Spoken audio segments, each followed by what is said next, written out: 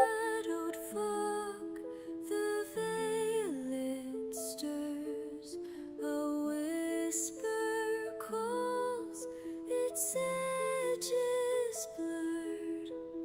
Rein walks forth where truths are torn, the air grows thick, the world reborn.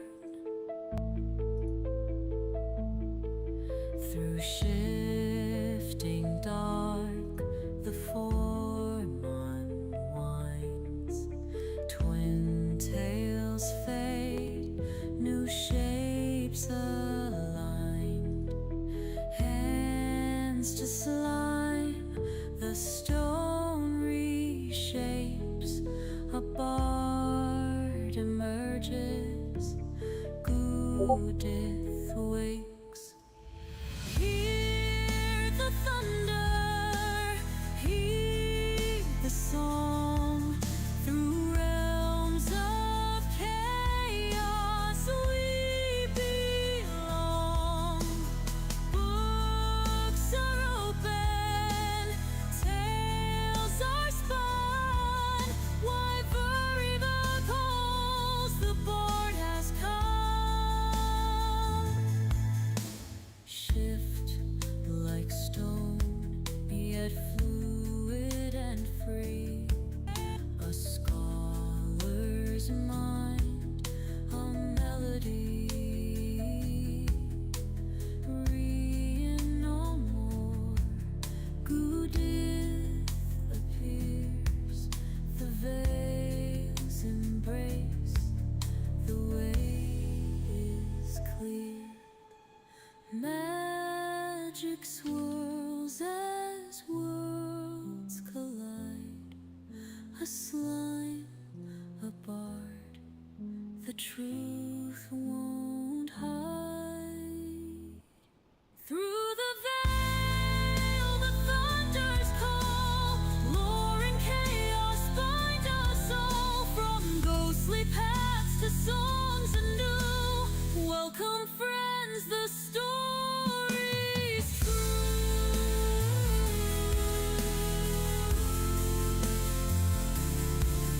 The bard now smiles, the tale unfolds. Let chaos reign, let songs be told.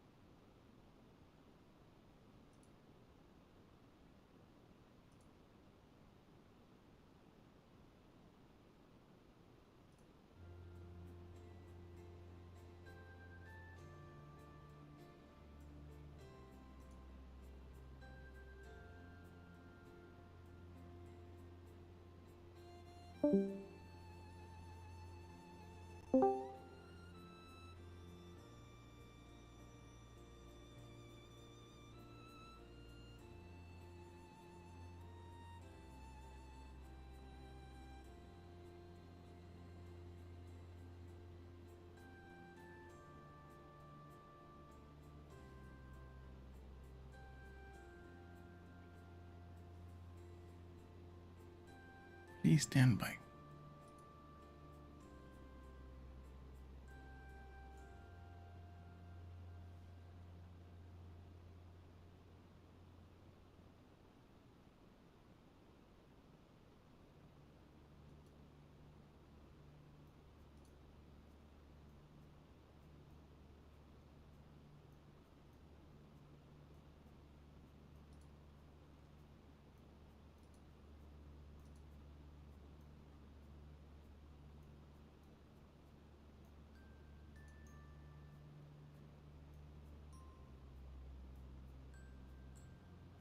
No, I'm not. And we're live. found my end. Get it Look at my started. liver. Yeah. Hello, everybody, and welcome back to another episode of D&D, The Lost Heart. Hang on, where am I getting audio for myself at? I don't know, but we Is had it- that last stream too, at least towards Yeah, the middle. I found it. I found my error with it. I had apparently my channel was live just doing the stuffs and stuffs. Yeah, But yeah. last Right. session, I think it was someone like echoing the session. Could have been. It happens sometimes. It does. We have scuff. We're humans. Mm-hmm. Except for me. Technical I'm essentially difficulty. God in here. Hmm. It's okay You're a though. little Everything's special. fixed now. Welcome back to another episode of The Lost Heart. We had some stuff take place off screen, solely because of it taking too long to leave this damn city. The city's not damned, it's a holy city. You know what? Yes. But Also, what they seem. we've been in this city for too long. Essentially, it was only supposed to be like a week of like downtime. And I just couldn't keep up with the shenanigans, and there was just so much to do. So basically, Ellyra had made armor with Ellyra off screen. So armor and weapons. Gabriel would have picked up his cloaks and his dagger off the screen. See. And there was a few Goo-dith also would have met a blacksmith off the screen, and he would have offered his assistance to Goo-dith for basically helping him catch up on orders and deliveries. And a hard week's Um, work that was. That was more like 3 days, but still. Close enough.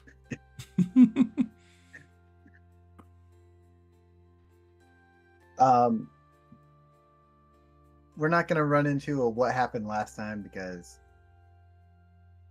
honestly, I don't remember what happened last time in the main campaign. I just remember a lot of downtime stuff, some shenanigans. Fun thing, A lot of what happened if you want to catch up, you can go to Spotify or anywhere podcasts are found and find the episode titled I forget what it was titled. Yeah. But it'll be easy. It's the one just before the Tales of. Yeah. It's just general shenanigans, that one. It's like episode 23.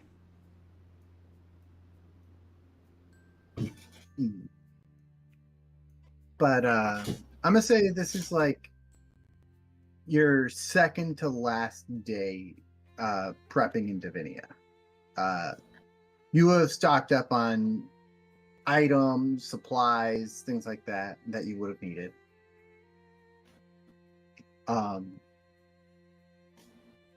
And Goo, you would have brought the old wagons to the blacksmith probably the day prior. Mhm. And he's going to break those down. The wagon's just about done, by the way. It's Excellent. yeah. For those who don't know, Goo is trying to get a smithy type wagon made. Basically a wagon with a anvil, maybe some places to hold tools on the walls. Is there a forge in there as well, or no? There's supposed to be a anvil and a bellow that you can stow like cargo, and then you just make the your fire and put the bellow into a campfire. Okay. So for chat, that's how it's done. Also, as you are emptying the wagon, you come across the locked book and the sword. The box that holds the sword. Hmm.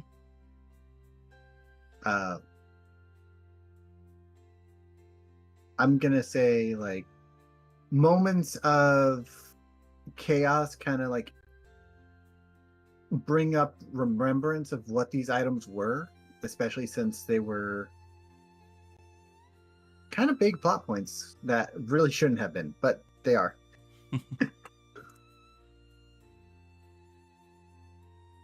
What are you doing with both book and sword? I don't know what to do with the book, but I am going to take the sword down to the harbor. Okay. So you take the sword down to the harbor, and when you go to the harbor, you can find like a nice sized like rowboat that no one seems to be using. There's no one by it. It's not even tied up.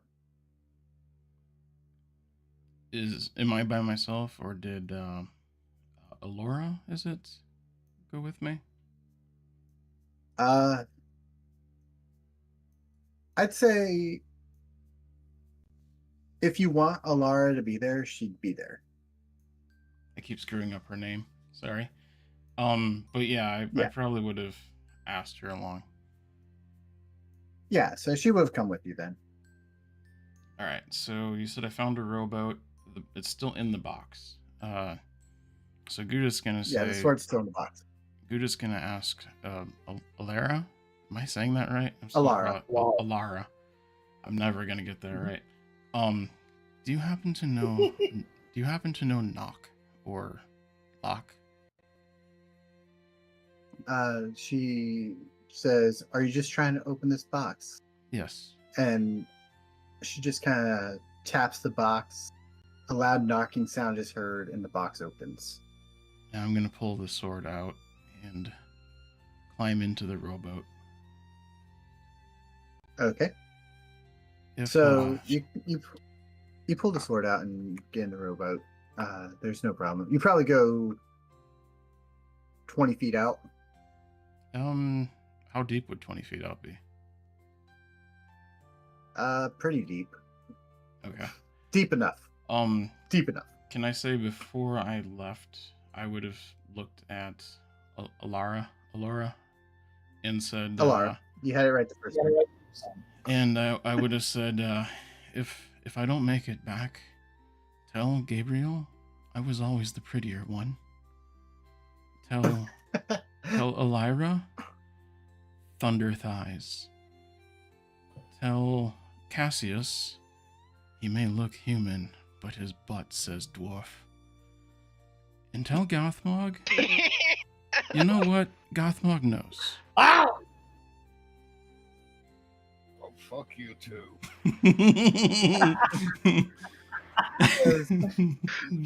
I don't expect you to come back unalive, but if that is your wish, I will hold your words and tell those that matter to you. Okay.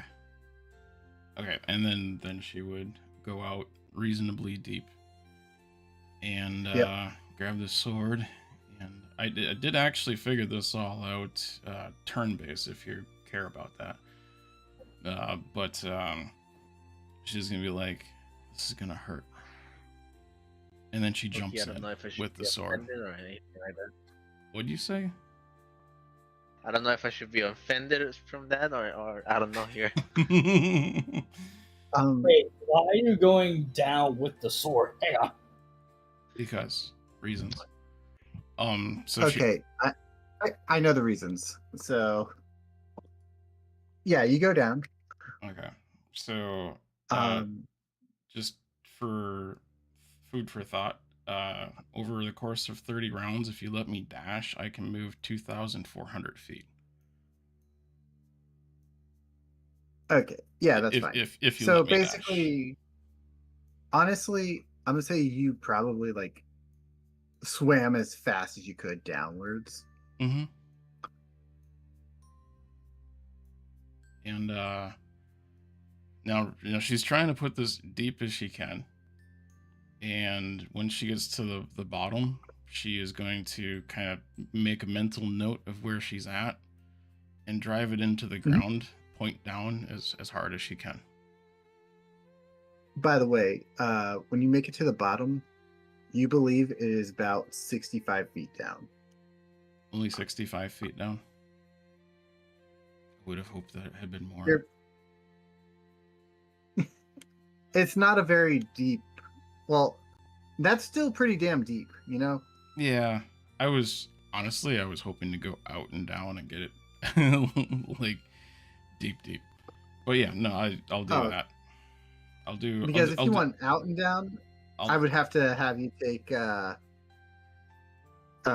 what's it called? Probably deck saves because of air. I don't need to breathe. Oh yeah, that's right. Never mind. So the only thing I would have to roll is for absorbing too much water. Okay. Which is why I kind of figured out how far I could go over the course of 60 rounds if I was dashing or going normal speed. So, if you wanted to go like even deeper, you could probably get up to about 90-ish feet deep. I'll do that then. Okay. So you make it about 90 feet deep, and you're just driving into the bottom, right? Yep. I'm driving it point first into the bottom as far as it'll go. All right. So as you drive it point first into the bottom, at first you feel like it's just sand in this area. But the sand begins to kind of elevate. Okay. And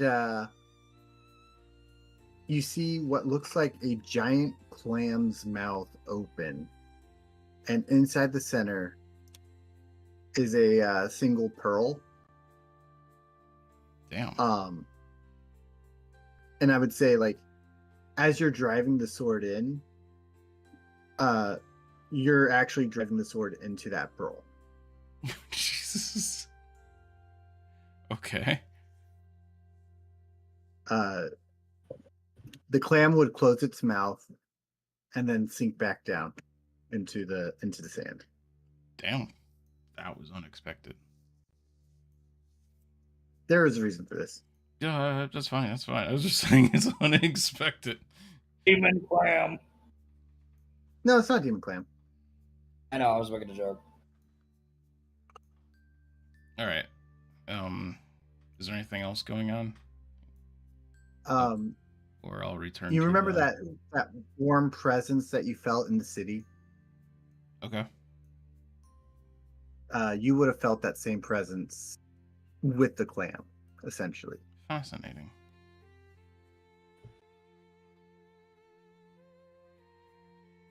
Okay. And then I would say if this is the end of that, then I would return to the rowboat as quickly as I could. All right, so you return back to the rowboat. I would say you probably took a little bit of damage from the water, but not enough to like kill you or anything. Okay. How much do you want me to put down? Do you want me to roll something? Roll. Yeah, I'm gonna roll for you. I'm gonna roll it. Okay. All right. Sounds good. DM doing good rolls. Take 26 water damage. Okay.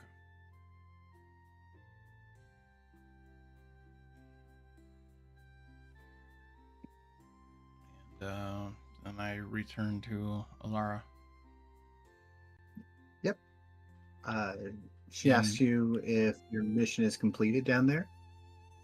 It is as well as I could hope for. And at this point, because of the 26 points of damage, she's probably looking a little melty. Yeah. She says, let's get you home. Also, what do you want me to do with this book? That is a great question. I don't suppose you have a pocket dimension you could hide it in, do you? I've heard of spells that do such things, but they are beyond my understanding or skill. She says, I might be able to do something back at the manor. Awesome.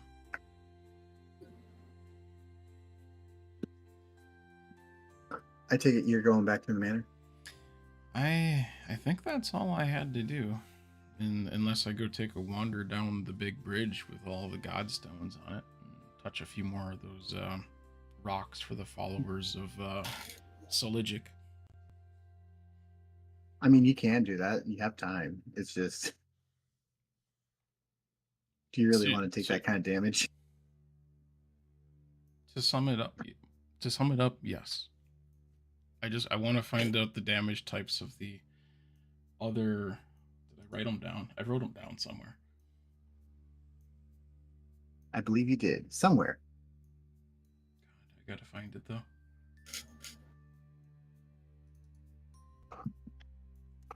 I believe we put that in. Let's edit.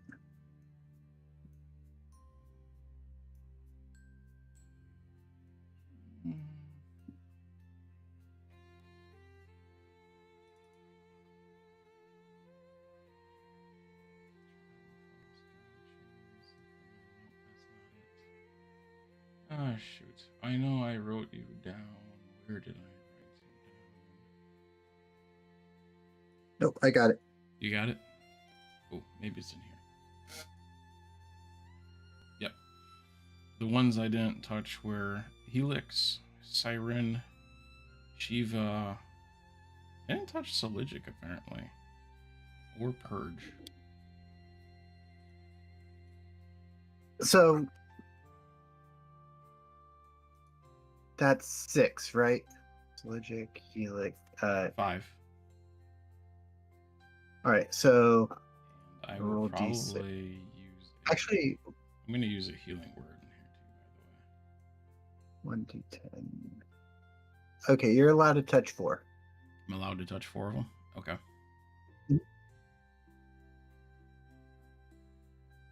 Shall I do my healing word quick? Yeah, you probably want to. I'm just going to do it at this level because fuck it.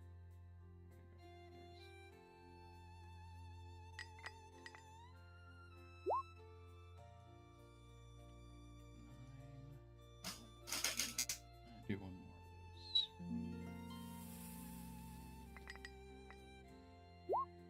That was 11. That's better. Okay. So now what do you want me to roll for saving on? Or do I just let it happen? It depends. Are you just wanting it to happen, or do you want it? I to, want to or know. do you want I to want to know what damage type they do. All right, so I'll say you just let it happen. You don't have to roll for it. All right.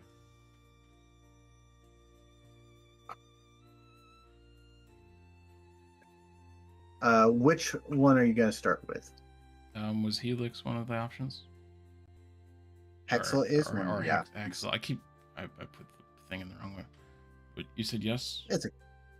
Yes, she is one of the options. Yep. And she does.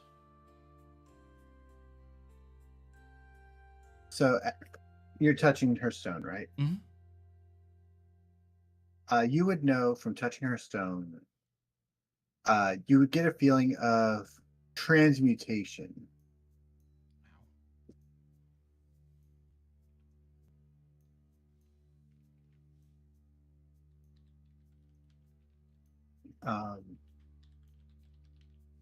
You don't see it like affecting you much, but if you were to look at your hand that's touching the stone, Okay. It is taking the shape of snakes. Ooh.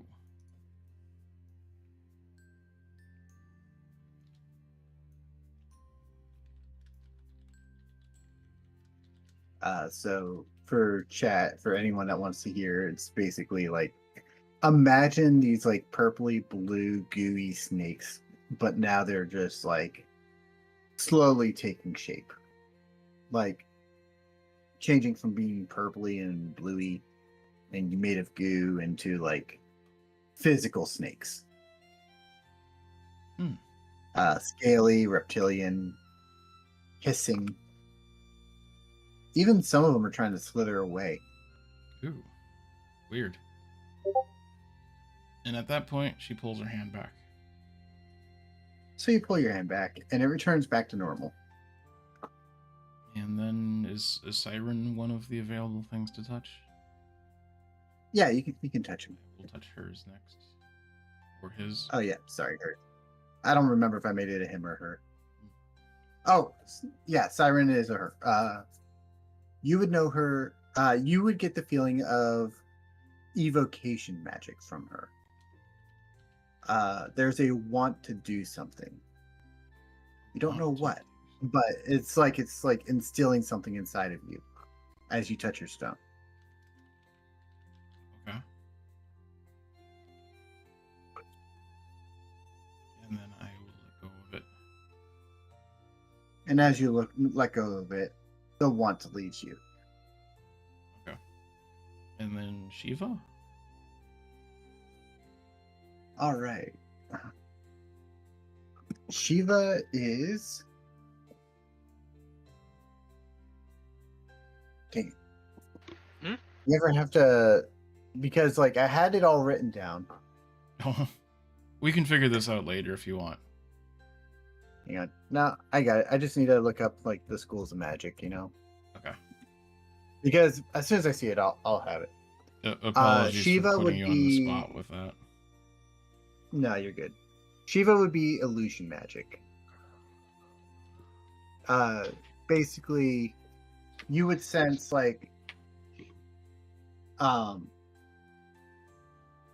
it, you would like as you touch it, you see like a glimpse of what like of her in front of you, and if you were to let go, she's no longer there.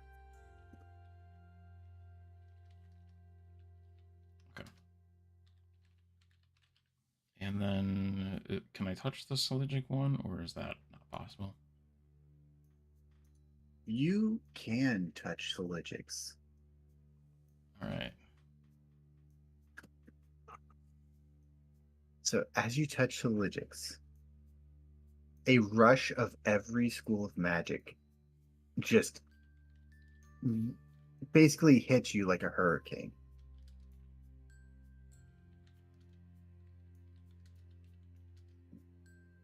Probably gonna rapidly let go of that one. As you let go, basically, there is a sound in your, you're going to hear in your head. Okay. Aren't we a little curious one?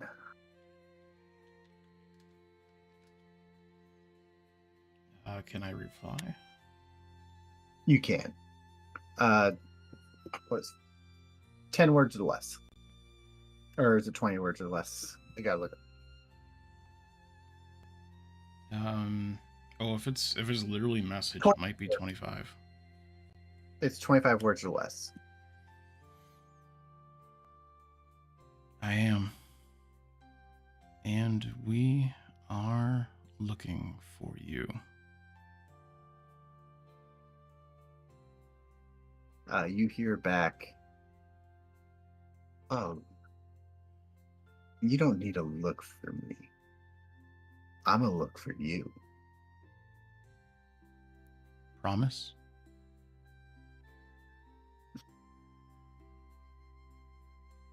Tell you what. Meet me where the sun or where the sky turns red, where the sun stands still.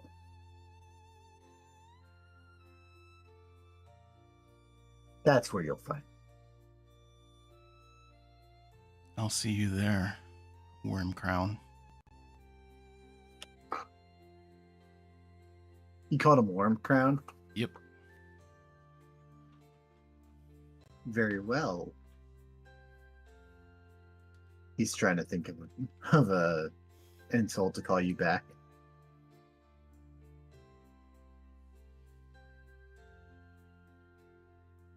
Maybe when we meet, you'll become a future apprentice of mine.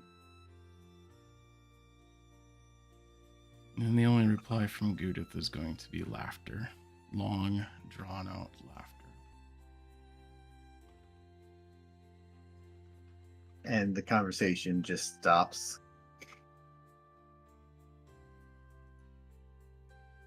Okay. And then, what about Purge? Is there anything there for Purge? With purges, what is the school that works on this?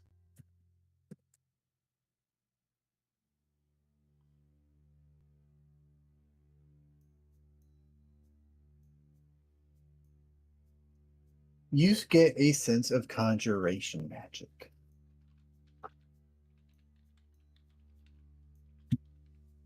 Okay. You sense some really dark forces coming from her stone. Some almost demonic senses.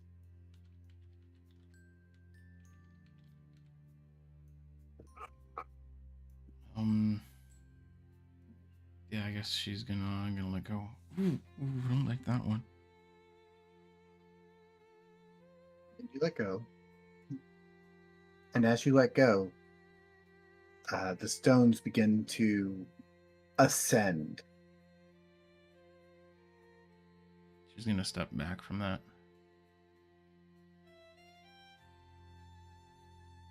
Basically, it just like raises up, and it's just like where the other ones were crumbling, the stones are actually just like growing.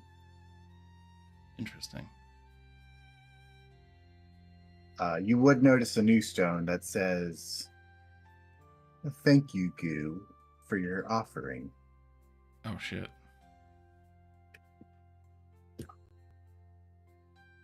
Like that.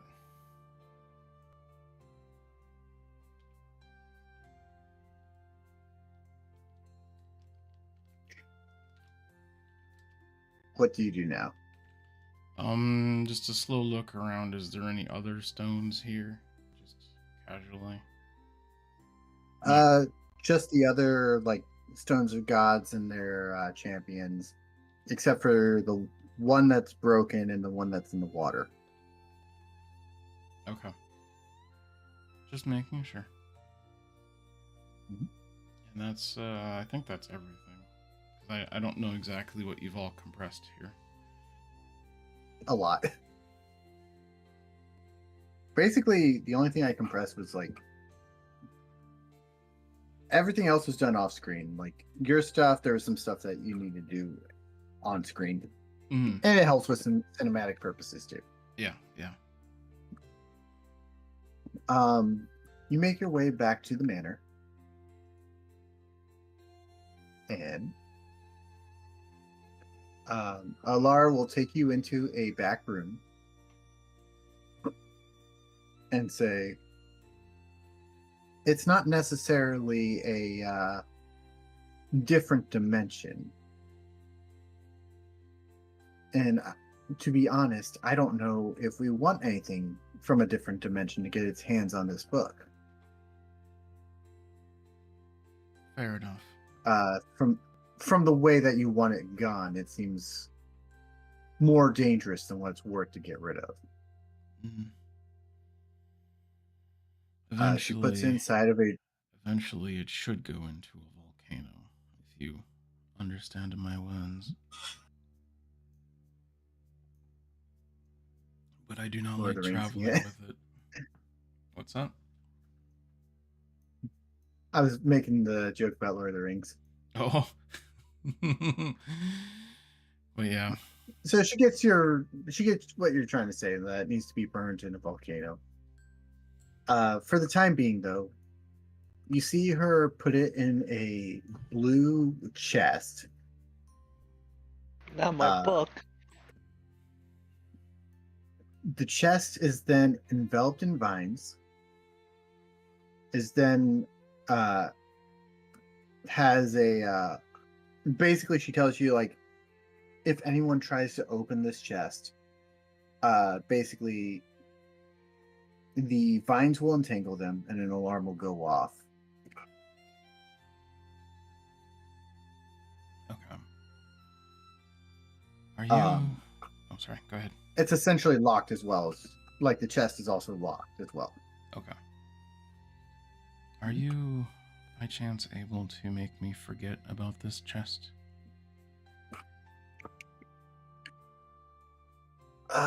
Let's see. Is there?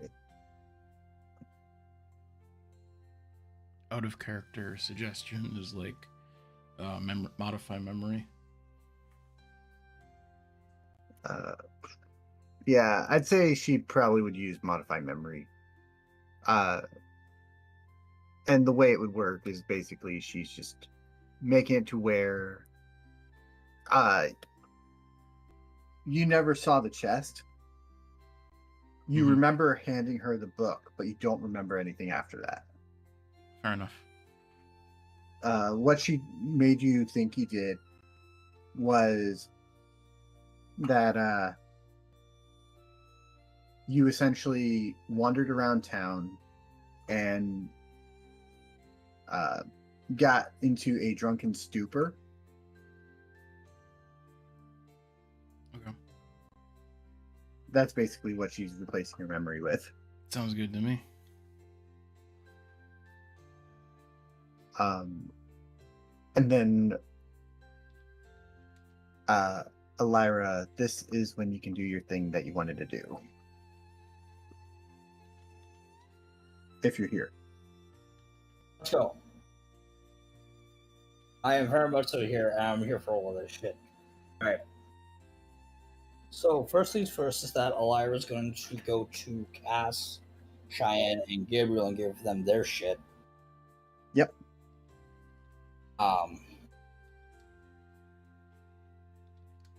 We don't need to have the whole encounter with our study session. Well, you get a fancy rapier. Gabriel gets a fancy scimitar short sword thing that he's proficient with. Yep. Scimitar sword. And- Oh, okay. It's basically a curved sword. Curved short sword. Yeah. Yeah. Cheyenne gets a new sword and armor. Yep. Well, Armor technically for, both Gabriel. Gabriel also gets armor, technically, also, too. Yeah. Everyone gets armor.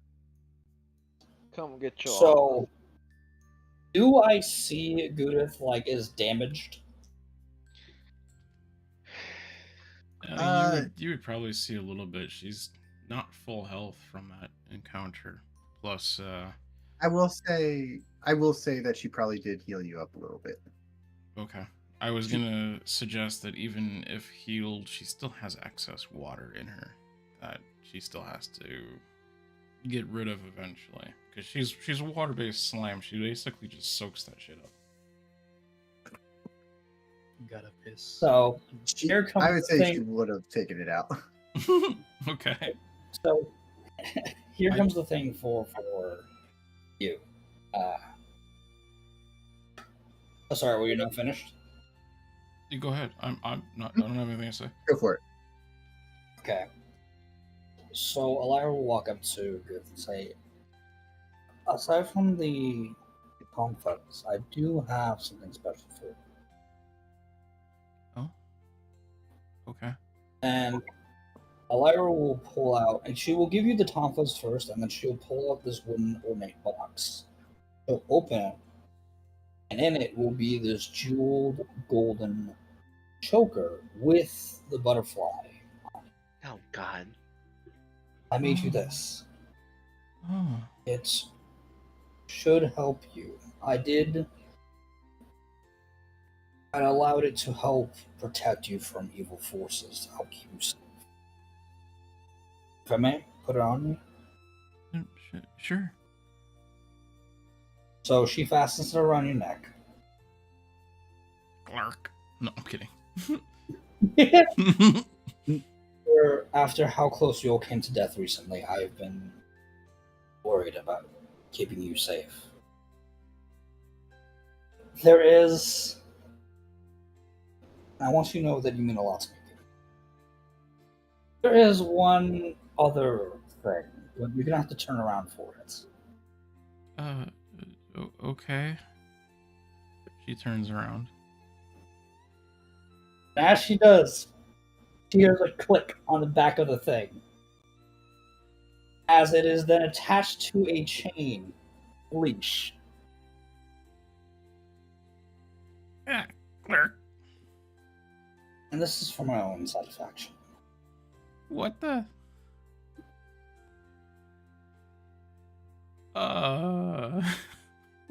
What? Something I didn't notice how you like being whipped earlier. Come on, you. And she will take Goo-dith off screen for Fate to Black. All right. Uh-huh. As your festivities go on for the night, basically, nighttime hits. Y'all rest up well and easy. You wake up in the morning, and you wake up to the sound of the smith bringing the new wagon to the front of the manor.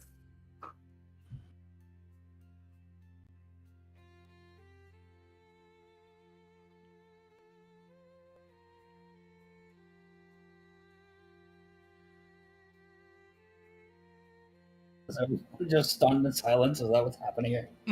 Just a little bit. My brain broke and what just happened? By the way, Rein, if you want to take a look at Ellyra's character sheet real quick, you're gonna see something interesting. I'll have to look at it later. It's about the whip. I'm gonna have to look at that later. Okay, dear. so we wake up to the wagon, the smith wagon being brought in. Yeah, it's being brought out to the front of the manor. It had just been completed. Let's go.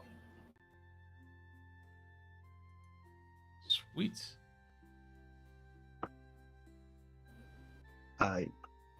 Is Gabriel at the rundown shack in the slums, or is he in the manor with everyone else? Shack with the kid.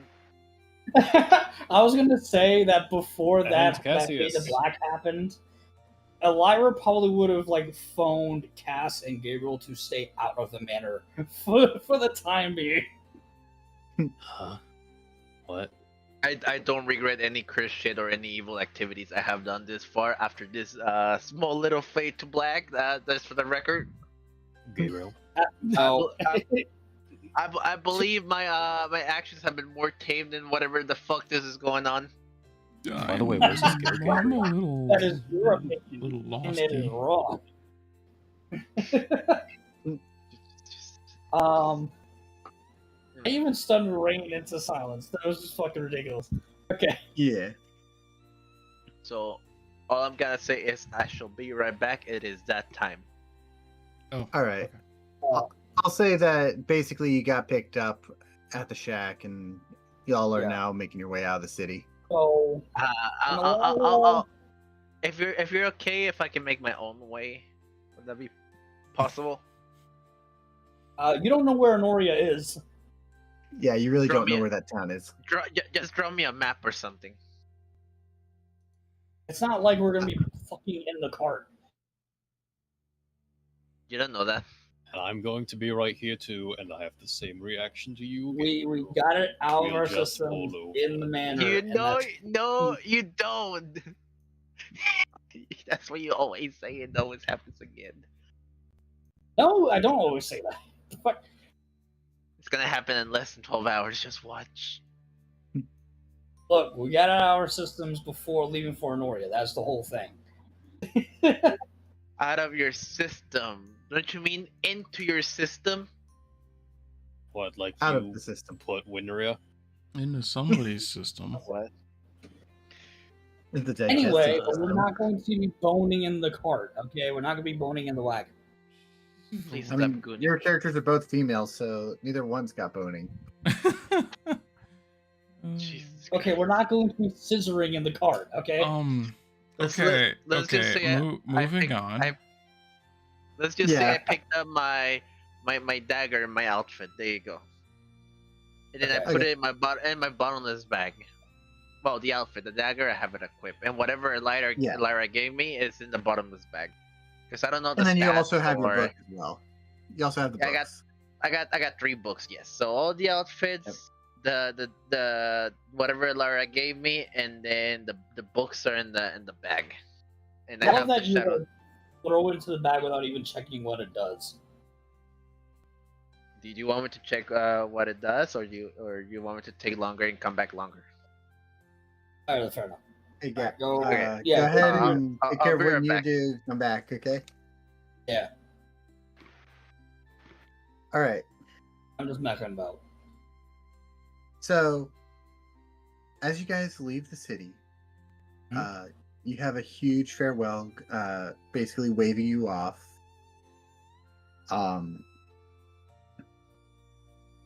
And it takes about maybe an hour for the castle, for the temple city to just fade out of view.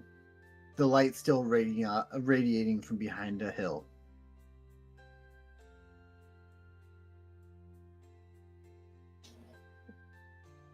I want to ask, what is everyone's positioning on this cart? Because I imagine that Lyra's at the reins because she knows the pathing to Enoria. I'm wondering where everyone else is situated in the cart. That's a great question. If it's not raining, Goo-dith might be sitting on top. Yeah, it's clear skies. Okay. Goo-dith will be sitting up on top. Well, if that's the case, Ellyra would be saying to Goo-dith, excellent shopping in the cart, by the way. I love it. I'm glad. It was a crazy idea I had. That other wagon was getting a little bit worn and smelled of rotting troll arm. Which was still in the old wagon. It's just still in the old wagon. Not gonna lie, if we roleplayed that part, I was literally gonna kick it out of the wagon while going down the street. Wasn't there a frost giant arm, actually? It was a frost giant. But it was like 8 weeks rotted. It was like 9 weeks, 10 weeks. It was I remember old. Cat argue because it was a frost giant arm, it would stay good because it was frost. Yeah, I It's go on still there. flesh. God. It's still flesh, yeah. Not like you froze the arm. But yeah, so Ellyra would just... I love how Critical Role tried to pawn off hide that they took off of some beast and they never actually treated it. So Matt was just like, you pull it out, it's dripping in gore and ichor and it's bad. They're just like, they're asking you to leave. So, you all make it out of the city. You all make it over this hill. And I would say since Ellyra and Goo are outside perceiving everything around them, where is Cassius? Is he inside? Is he looking around? Is he reading? What's he doing? Still reading The Exile. All right.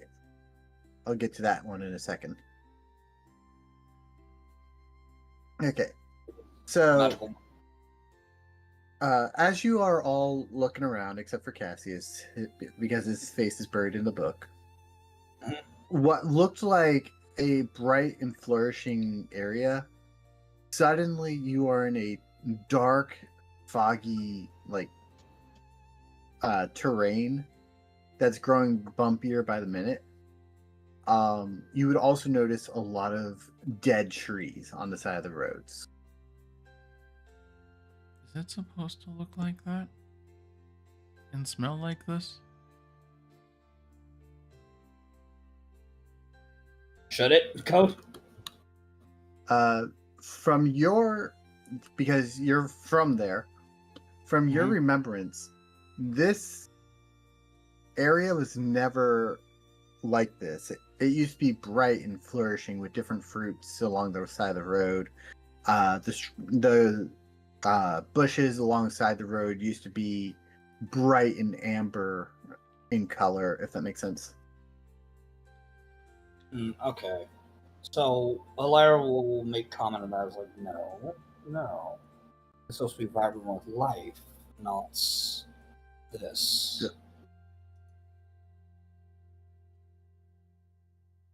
Do I recognize it as like the presence of vampires? Like, Ooh.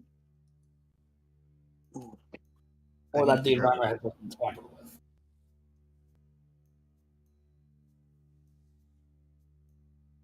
One's a religion check, one's a survival check.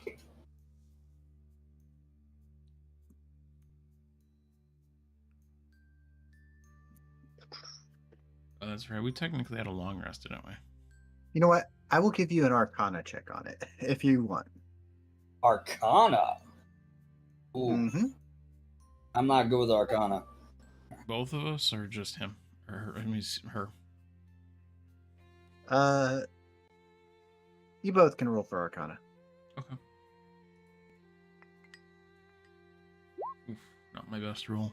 I know nothing.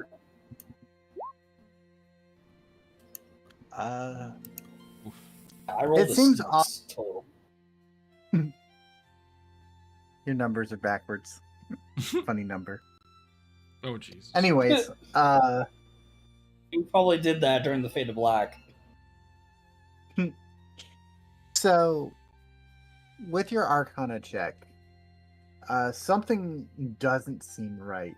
You get the hint of magical properties, but you can't pinpoint exactly what they are. Actually, hang on. Yes, we can. Because we don't need to use Arcana for this shit. We have to detect magic. Mm-hmm. Fair enough. Detect magic tells you the spell, right? And the school it comes from. The school. Cool. And it'll show you if it's got a direction or source or something.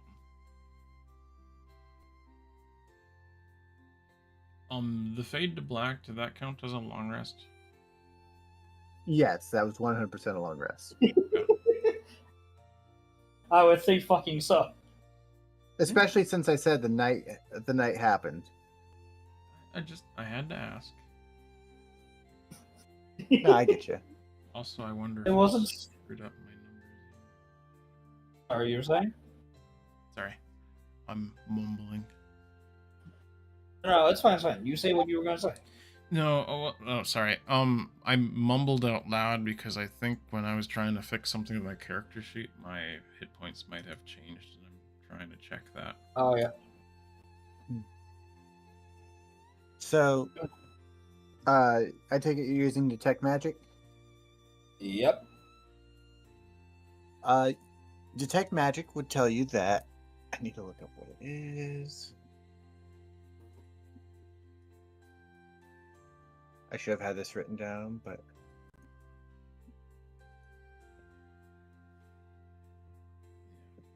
That's better.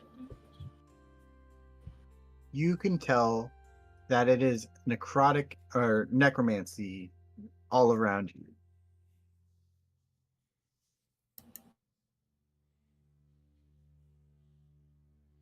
Well, that's definitely not good. What is it? What do you see? Necromancy. Oh dear.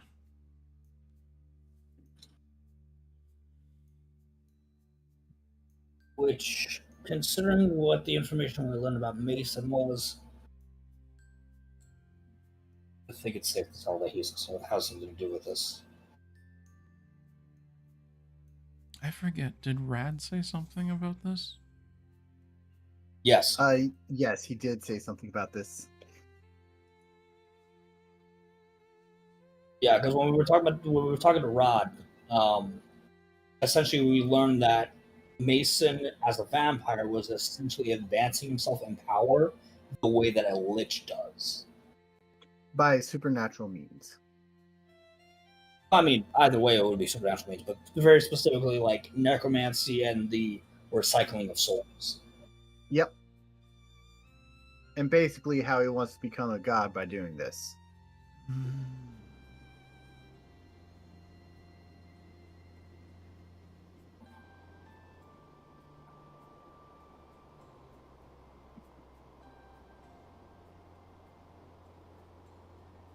It seems that him and whatever forces he has is already starting to have an influence on the. Yeah. Ellyra says that part as, like I say that part as Ellyra. We're stopped right now, right? By the way, Sorry.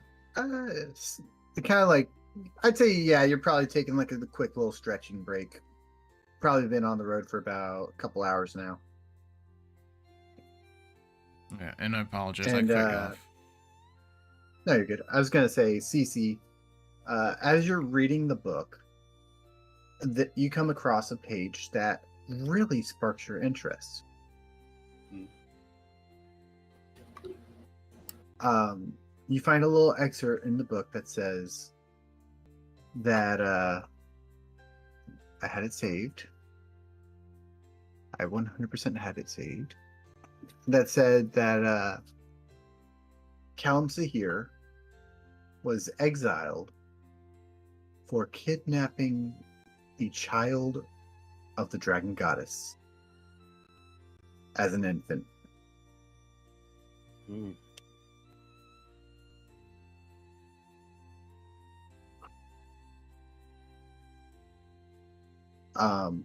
In there, it also talks about how she was drained of her divinity.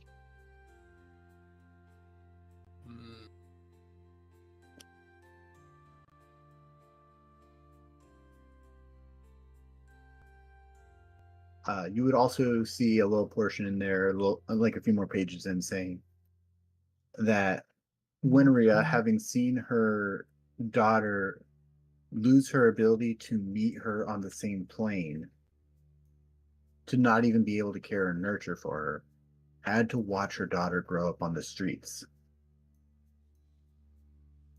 as an orphan.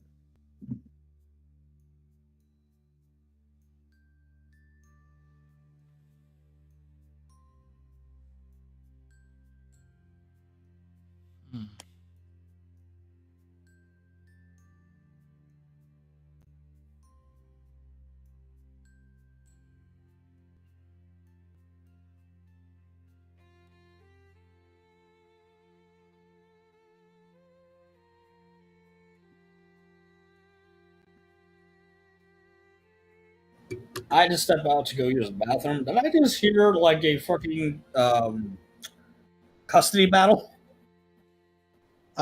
More like a lore drop. It wasn't quite a custody battle. So basically,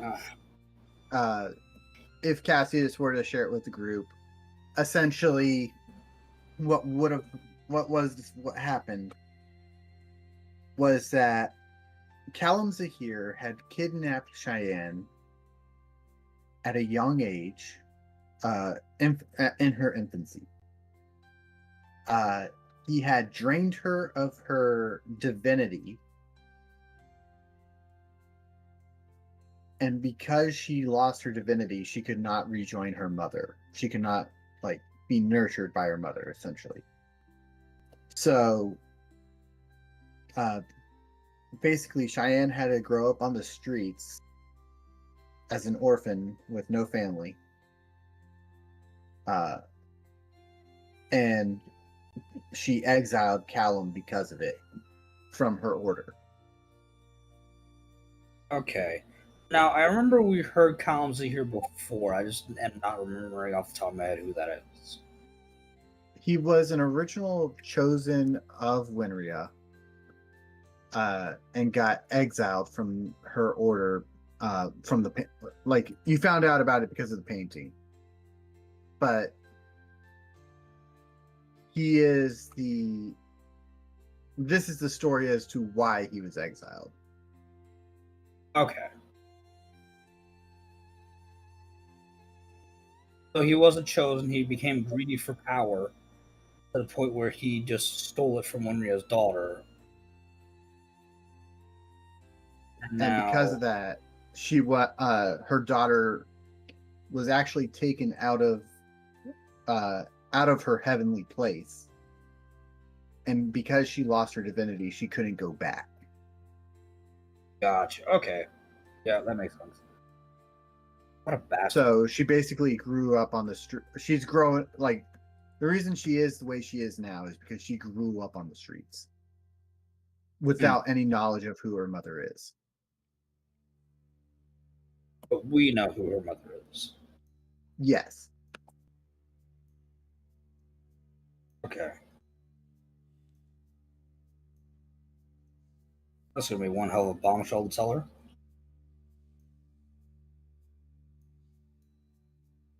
And Gabriel doesn't know because he wasn't there. Exactly. Well, I'd say he's in the wagon, but Right, but he's probably unconscious right now. Like, he's sleeping. 100% he's sleeping in the wagon. It's basically up to Cassius to divulge Yeah, the and it's if he information wants to. at whatever point. Yeah, especially in front of Cheyenne, too. yeah, Yeah, he's just gonna kind of lift his eyes to look at her for a little bit and then go back down. All right. Roll sleight of hand. I'm kidding. No, that's not a sleight of hand. That's Roll like, deception. it's good. She doesn't really notice anything. She's more like looking out the window, focusing on the dead trees. I should have bought her a cat. Almost as if something's distracting her. Oh, fascinating. I was just thinking I should have bought her a cat. What? Your brains go somewhere dirty? Cool.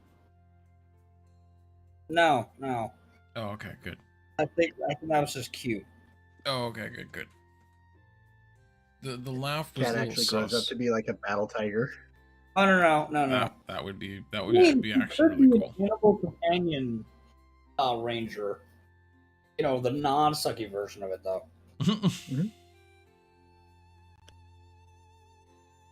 But she's not quite there yet. What was I gonna say? Also, because Ellyra worked with Ellyra on the sword, that allows Cheyenne to do her thing. Is Ellyra aware that Cheyenne might be able to do that thing? You mean the draconic ancestry thing? Yeah. Yes, you would be aware of it. She would have told you, like, hey, I'm gonna put this in here so she can attempt to tap into it. Okay. Because I was gonna say, since Ellyra has experience with something very similar, she might have to like help out and teach Cheyenne the ropes of how to use such a thing, such an ability. You probably would. You would have to, yes. Anyway, I don't know. I also thought the cat thing was cute because it's just like not Uncle, Aunt. Oh, you could switch to being a dude, and then you would be Uncle.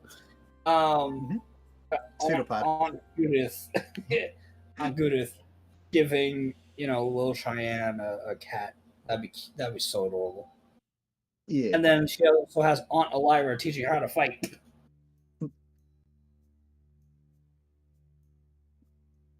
I will say, if you wanted to get her a cat, Roll for.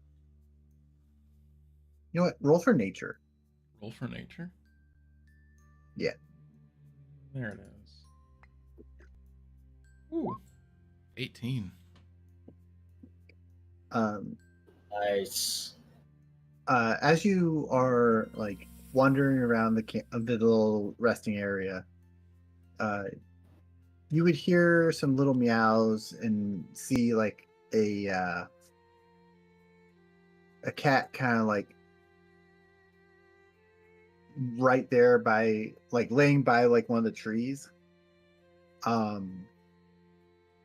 It looks like it's got some thorns wrapping around it. Oh. And that's stuck. She's gonna go attempt to help free it. All right. I'd say you basically just kind of grab the thorns and break them. It's not like they're not big thorns, you know. Okay.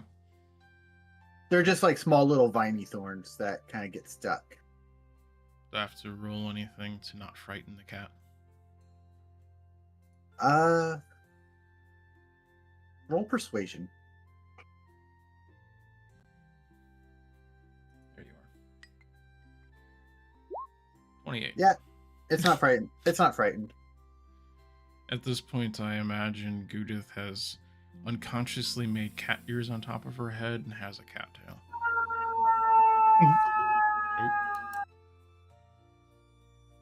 Talk about timing. At first, I thought that was a cat going, wow. And then it got louder. Sorry. Well, You're fine. You're fine. The timing was No, just you're good. weird, coincidental. So yeah, you're able to free the cat, and you notice that it has like white fur with black stripes on it. Okay. It looks as if it had just been abandoned here. Well, you poor thing.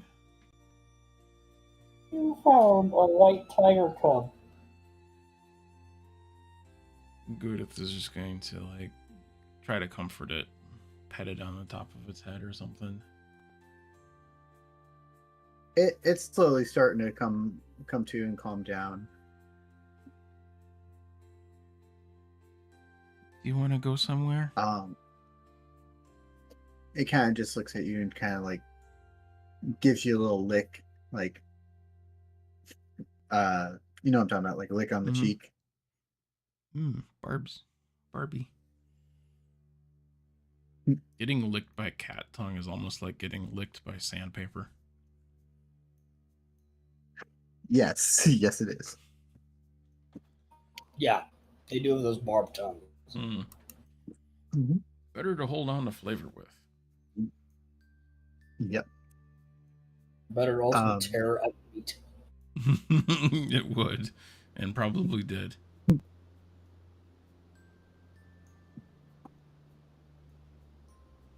So are you gonna name the cat before giving it to Cheyenne, or are you gonna have Cheyenne name it? I would let Cheyenne name it. All right. Yeah. Before we get to that point, I'm gonna roll D4. Odds are gonna be it's a male cat, evens are a female cat. Okay. It's a female cat. Ooh, cutie.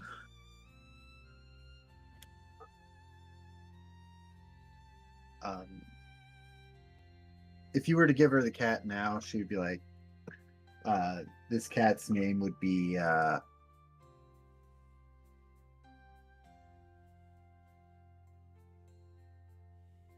she would probably call the cat Lyric. Okay. Such a pretty name. I was about to say, if you call her Mittens, I was going to lose my shit.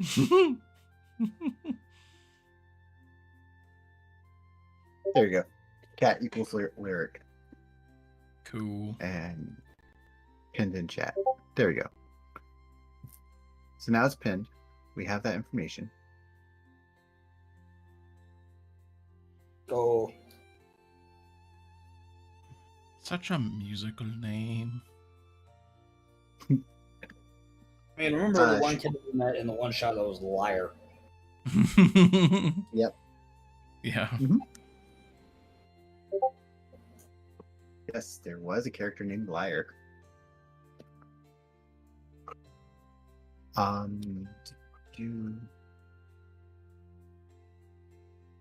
At this point, I need everyone to give a perception check. Oh boy. Mhm. Hopefully this roll is an ass. I got a dirty 20. I have an 11. 22. All right. So, Goo and Cassius hear this. Ellyra would be able to pick it up because of like vampire hearing and stuff like that, but with her perception, it wasn't quite high enough to distinguish what it was. You all hear a loud howl in the distance. It sounds like a wolf's, but it sounds distorted, not natural.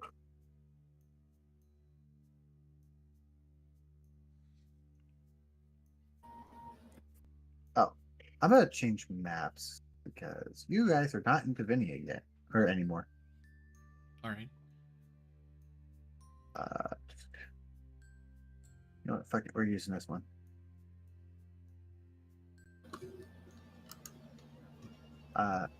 Basically, this is just to represent the little area of dead trees and decay and stuff like that.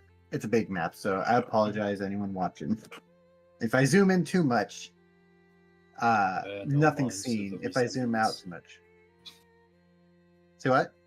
Bear no mind to the resemblance Just of from the map. Just say. Yeah, bear no mind to the resemblance of the last one shot. Do not pay attention to the man behind the curtain. No dead bodies. It did be a good map. Got a lot going on. It did. It is a good map. Yeah. And it does still work for this one. Like everyone's character to the right. Hey, no attention to the dead corpses of cultists. You know what? Where did I put those anyways? They're kind of in the Oh, they are. middle-ish, Yeah. Oh yeah, those are tiny, Yeah. tiny. I moved Hey, mine over. For the entire map, to the yeah. right. Yeah, they are tiny. But they are still somewhat noticeable. Yeah. GM layer. It's GM just layer. like the bright red against the dark map. Yeah, but when you're zoomed all the way out.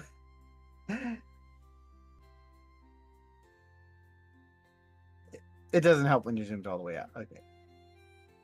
Yeah, fair. I'm not putting the wagon on here. I'm just gonna assume you guys know that there's a wagon. Right.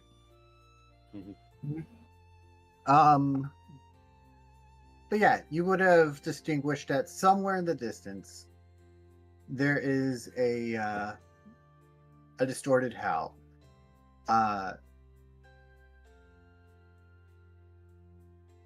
It stopped very quickly. You probably heard it howl like 3 times, and then after that, nothing.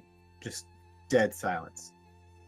Was it just the one, or was it possibly 3 different things?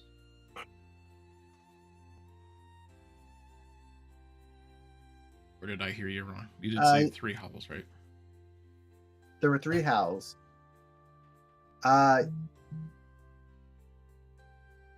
Give me a...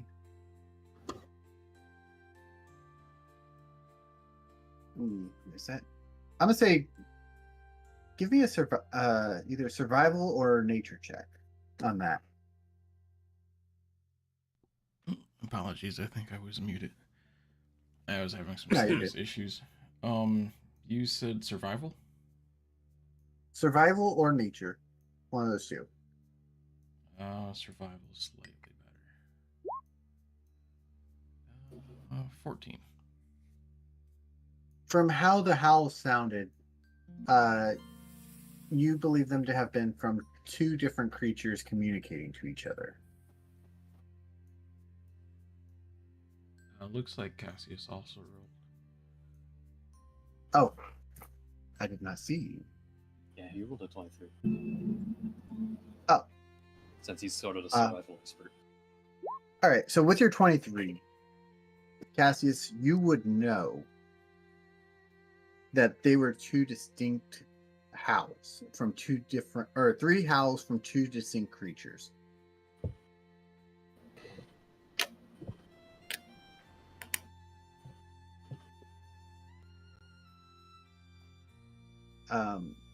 Like I was telling Goo, it sounded like they were communicating to each other.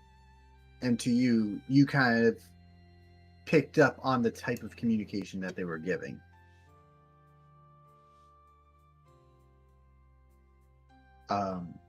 It didn't sound like friendly howls or like they were howling to the moon.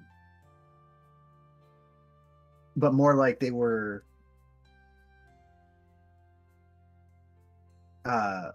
kind of like a victory cry howl, if that makes sense.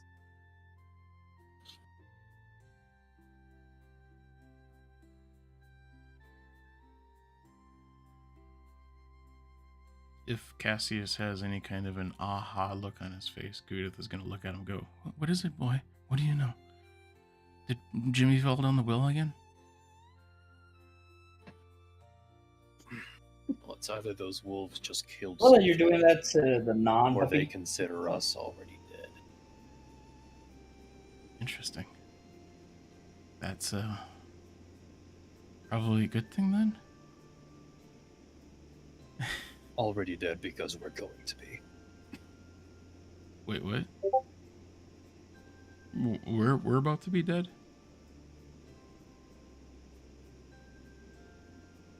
If I'm listening to those howls, right? I don't know. I think he means that they think we're going to be dead.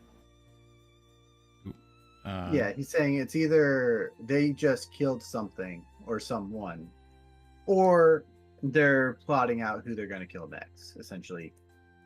I see.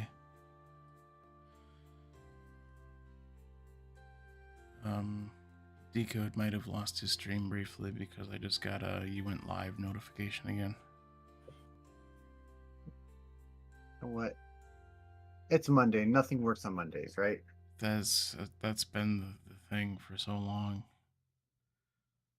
Yeah, exactly. Yep. I lost it for about a minute. So Darn. here we are. It's okay. Oh, so that's a separate one. At least it was short. I need to figure out the connectivity thing afterwards. So I might keep you after stream. Okay, Rein? All right. All right.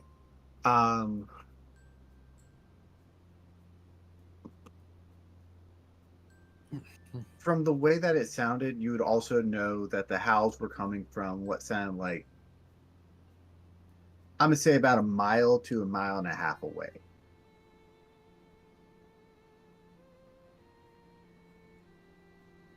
Can we get by them without an encounter, do you think?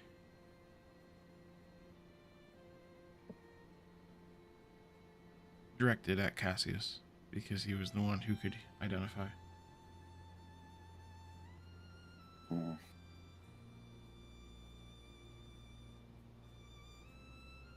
As long as the cart, the path we're going, doesn't cross them.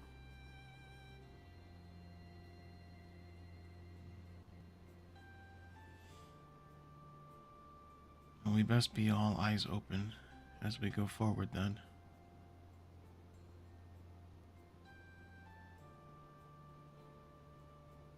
What time of day is it right now? So,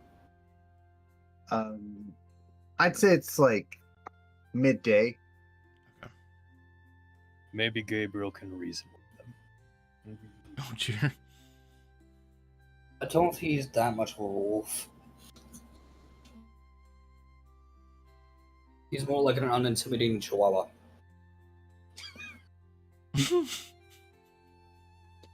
By the way, you know what's funny? I never got the message saying connected to restream or stream just started back up again. Mm. Weird. Yeah, it's weird to me. It's weird. I- Everything's behind. Yeah, I seen Discord light up and I was like, oh no. Yeah, It broke and didn't even bother telling you that it broke. Right. I know, right? Thank you, Twitch. Yeah, because I bet your YouTube Anyway. stream didn't break at all. Anyways, yeah. Yeah, the YouTube never seems to break with it. But yeah. Are you guys progressing, or are you guys like trying to figure out where to go from here? Well, Rein did ask what time of day it is. Yeah, it's about midday. Yeah, Okay. so if it's midday, 'cause I was gonna say if it was evening, maybe we should like barricade up for the night or something.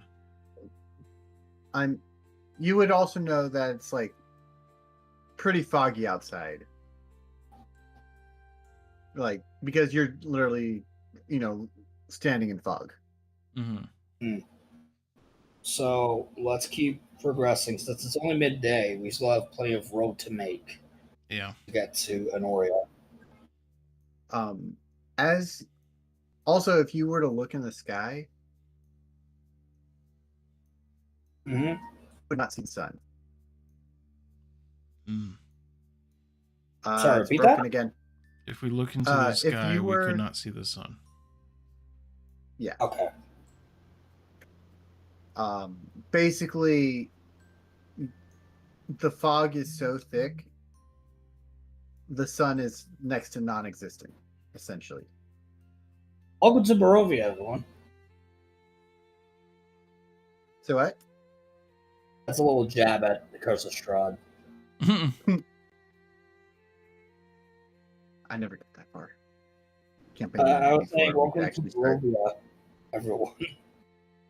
And Barovia is like the little part of the Shadowfell where Strahd resides. And there's no sun there ever because it's all fogged over. It's always nighttime. Oh, okay. All right.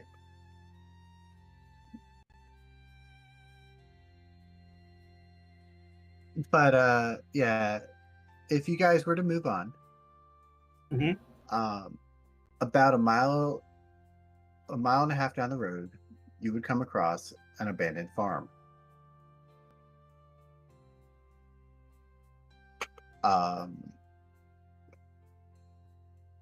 It does not look like it had been abandoned for very long. I want Maybe to a invest. couple there. Investigation? Yep. All right. I'm going to reuse another image because I can. This is going to represent the abandoned farm. Hmm. I'm curious as to what happened here. I think my roll is going to be shit, but here we go.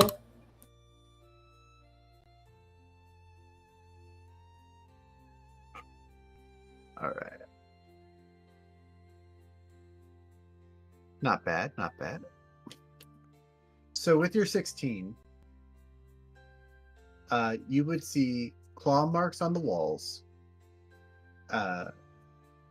freshly, like, fresh bone, like, remains on the floor. You would see a lot of blood stains and a mix of human and elf remains in this area. Can I ascertain what did this? Or should I just... Would it be safe to assume that it has to do something with the howling? Probably be safe to assume that it had something to do with the howling.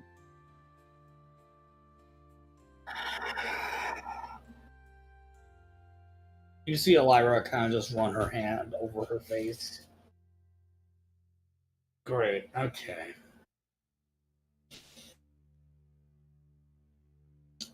Okay, I think I know what this is.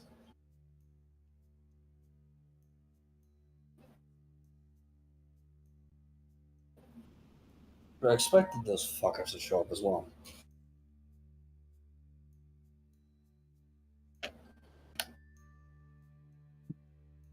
So we'll return to the cart.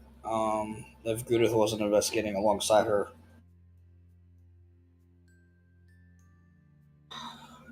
We need to keep moving. Very well. Because unfortunately there's nothing we can do here. And on top of that, there are werewolves about. What? Werewolves. What wolves?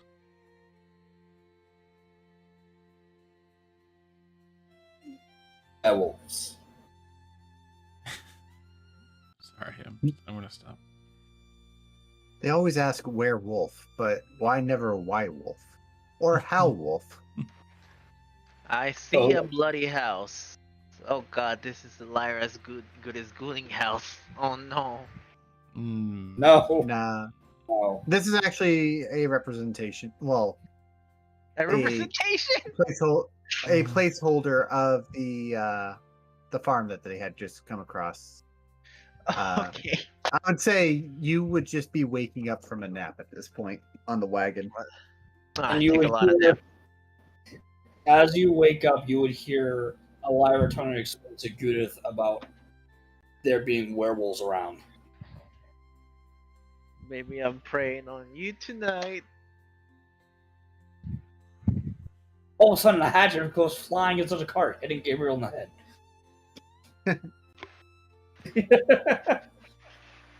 I have no idea how to respond to that one. Okay, I'm just here now. No. So we keep moving down. We keep going.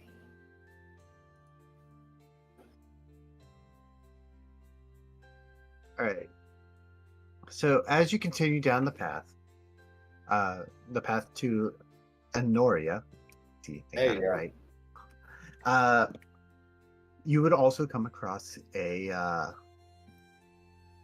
what looks like a shrine.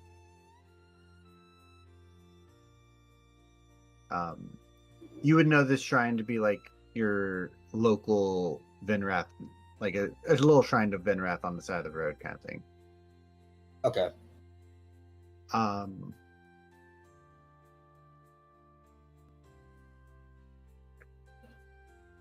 When you pass it, you would see what looks like glowing emblems all over the shrine.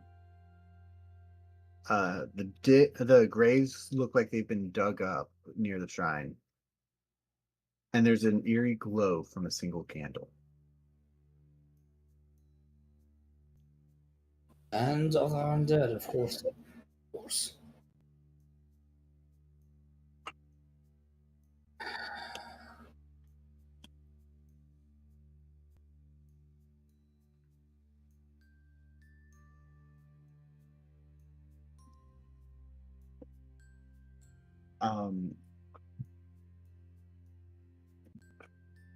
As you continue down the on your way, Mhm. You would see more and more wreckage, very similar to what you've just seen, by the way. With what looks like glyphs and blood-stained walls with slash marks.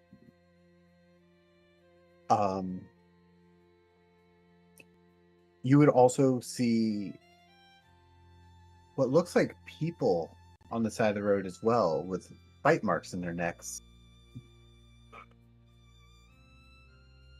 Like dead?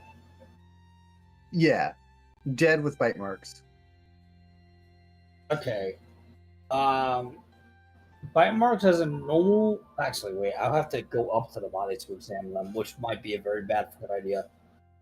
Can anybody detect undead? Actually, yes, I can with divine sense. I should have been asking if that's been going off this whole time. I mean, divine sense you have to turn on, though, right? Well, we also have like done it where like certain things will trigger it, like it will go off if certain things are. Oh yeah, that's right. Yeah.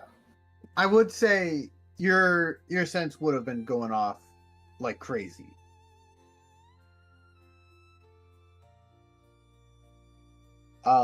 In this area in particular, you don't get the sense of like there being undead here right now. You just, it's like sensing that there's undead within the radius of your sense, but there's nothing like in front of your eyes that you can see with it. You know what I'm saying?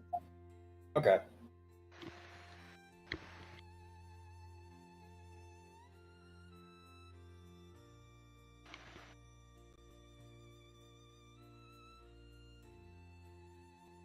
Why is everybody so quiet? Should we be nervous?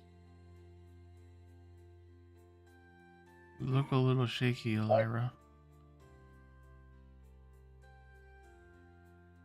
She'll place her hand on yours as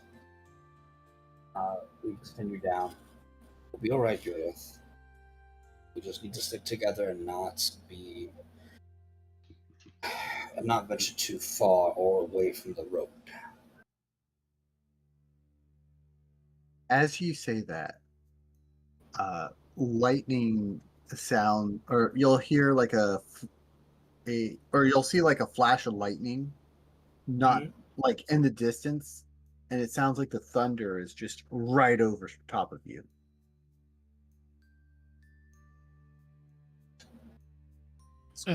Listen, Sorry, go ahead. It's like almost as if a lightning storm is coming out of nowhere, essentially.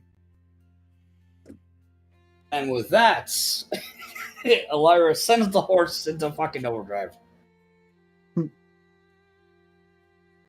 All right.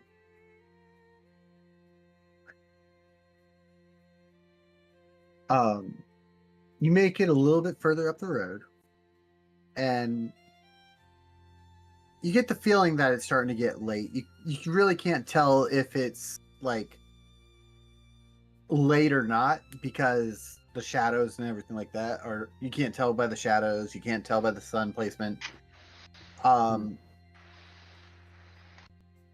you make it up the road a little bit, and you come across both strange tracks and a what looks like an even darker mist. Can I tell how close you are to Enoria? You're still probably about 2 days from Enoria. Okay. Because I think I said it was like a 3-day trip. Code, are we sure these are like actual werewolves, or they're like demi-human dogs or wolf species? You know what I'm saying? No, they are werewolves, Gabriel. I see. I'm gonna fight the bigger one and then become the pack leader. That's not how that works. Unfortunately, yes it is. Now bring him up. But it's what I expect. I mean, technically, if there are werewolves, the wolf is in the name, so there's a pack leader. So once you dethrone the pack leader, you'll become the pack leader. That's not how that works with wolves. It's in the name. It's in the title. No, The way okay. it normally works with wolves, and wolves in general, not even werewolves, is literally like you have other wolves that are going to guard the neck of the alpha wolf as they attack in our attack. Also, it's not a matter of, oh, the stronger wolf beat the stronger wolf, so therefore now it's the wolf. No, the reason why they have that is because they pack as a family unit, you dingus. It is a family unit. It is not like, oh, it's a hierarchy of strength. That's not what it is. The only place that the whole alpha thing is chickens. I am completely serious. I thought I read somewhere too that it happens in like zoos and stuff like that where human has Right, with wolves interrupted the activity. natural flow of things. Yeah, because it's wolves in captivity. But wolves out in the wild, packs are not like alpha, beta, omega. That's not how that works. the way that wolf packs work in real life out in the wild is that they are family units. Mhm. Yes. Normally, the alphas, quote unquote, are actually just the mom and the dad, and their so-called betas are just their children. So what you're saying is I need to get laid with the fucking werewolf. Oof, okay. I mean, it Might might as well. turn you Good into luck steak, with him. but you know. I'm going to fucking smite Gabriel, for fuck's sake. Oh. Okay, anyway. But in the context of werewolves, it might be different because that's using also human logic. So maybe he has a point there. Maybe. True. So, as you see these tracks, you get the sense that if you go follow the tracks into the into like the darker mist, you get the sense of something being dangerous over there. Very dangerous. It Is is the the werewolf. darker mist on the road is the question. It's you would essentially have to go off-roading with the wagon at this point. Yep, no, we're sticking to the road. All right. We're sticking to the road until we need sleep. And then once we need sleep, we are fortifying the shit out of whatever place we take wherever we decide to rest, we're going to fortify the shit out of it. Why? Okay. As you make it down this path, Did you just ask notice why that- when I told you the werewolves? Dude, I have no What? context over here. I just got back, so that's why I'm asking why. It's because of So- werewolves. It's because And other shit like zombies. Oh, there's zombies here. Okay. there's zombies, werewolves, several other things that are like key factors Some here. vampire spawn. What is this? Some fucking Twilight Night bullshit?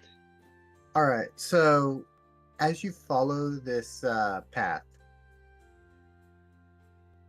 you come across a rundown church.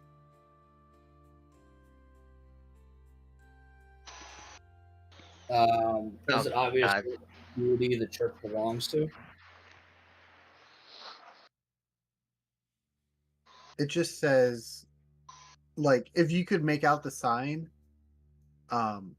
which with your dark vision you probably would, Mhm. it would say Church of an Unknown God. All right, Okay. pick a robe, any robe. What are we gonna take over this church in the name of which god? Okay.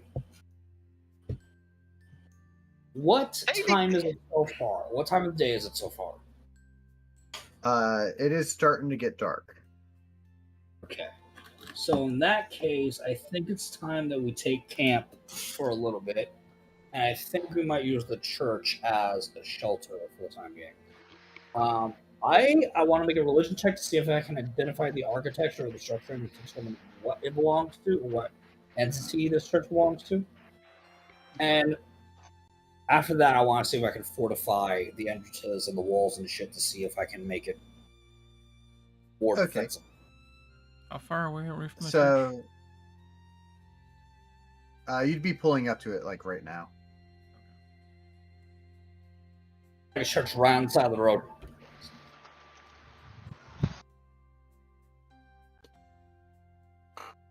So Okay, you can roll a religion check for who this unknown god is. Okay.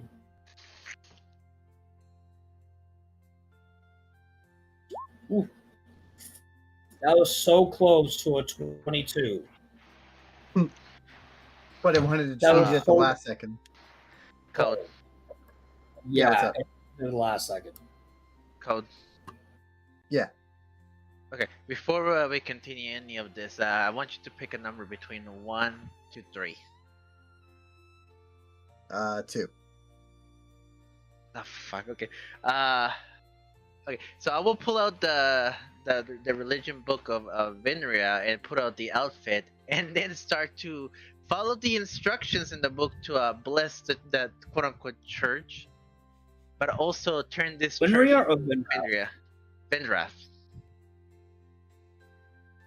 Okay. So Venrath. yes. So we're Okay. taking over. So you put on the robes of Vinrath, right? Yes, and I pull out the book too. Can you read in the dark? That is the question. I believe I can. Can you read is the question. Can I read? Yes, I can read. Yes. If not, I'll just have a torch up. Will that work? I was gonna say you might need a torch because I don't know if dark vision would let you see text on page. It might just look like It just a lets you page. see shapes. That is and images. that is a good point. Yeah. I have a Yeah, candle no, for I'll- him. Okay, I'll take the candle and then I'll start to just like bless the fucking place. Might as well, since probably the unknown god is probably dead by now, or he has abandoned this church in general. So, I'm gonna start with Ellyra because she gave a roll, right? Got it. So Ellyra, with your 9, you would know that there's several people who are known as unknown gods. But Okay. as to who this god is, you wouldn't know, but you would know that from the way of the surroundings around you, whoever this god was, he was a non-hostile god. Okay, so peaceful, at least. Yes. And so she's kind of a little meh because she couldn't figure it out. And as soon as she sees Gabriel putting on the robes of Vinrath, she's like, "All right, I'm just gonna start doing shit because I will murder him if I don't get something to distract me." So she's gonna start fortifying the structure and the entrances and things like that to the church, like the windows, the door, whatever, as best she can while he's doing his bullshit. Okay. Only our god can protect. So Gabriel, with the candle in your hand, you read the blessing inside of Vinrath's book, and it tells you that you need a few components in order to make the blessing official.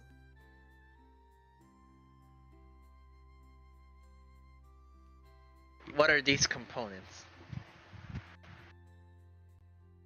It says a circle of salt. Oh, okay, I got salt. Okay. It says that you also have to have water inside of the circle of salt. Water. And yes, so Okay, I got that basically, too. what it's saying is that you have to make a circle of salt and fill the inner parts of it with water and bless it, essentially.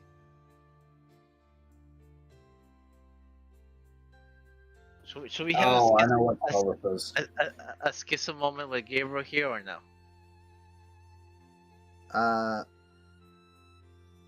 Depends how in depth the schizo moment is.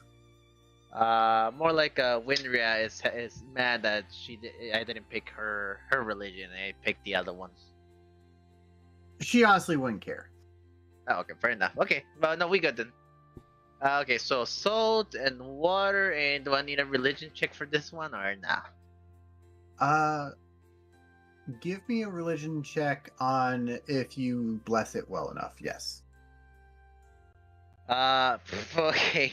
The blessing is trash. Please open the dumpster. I'm going in there too. I'm curious. I gotta go to to see what you rolled. 4.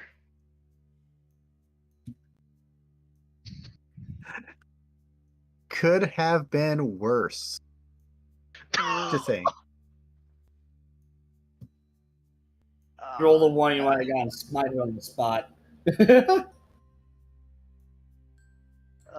So what? It is still like what? Like a discounted blessing at this point?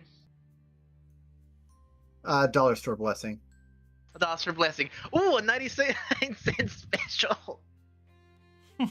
Actually, it's But not it's even that. It's like the 50-cent special. Hey, but a blessing is a blessing, right? So at least it helps. Demi. What? So Okay. Oh, go ahead. No, you go ahead. You go ahead. So basically, to anyone who is seeing this, you see it light up with a radiant aura like Benrath's. Oh god, And my eyes. just immediately it's like poof. Job done.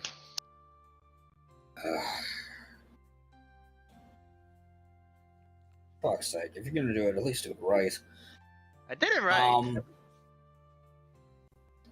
Which one was this? Was this a ceremony spell? No, simple conversion. That the church is now your goddesses or whatever you want. No, Call them. I'm asking Code what spell it was. It was gonna be a version of Sanctuary, essentially. Like,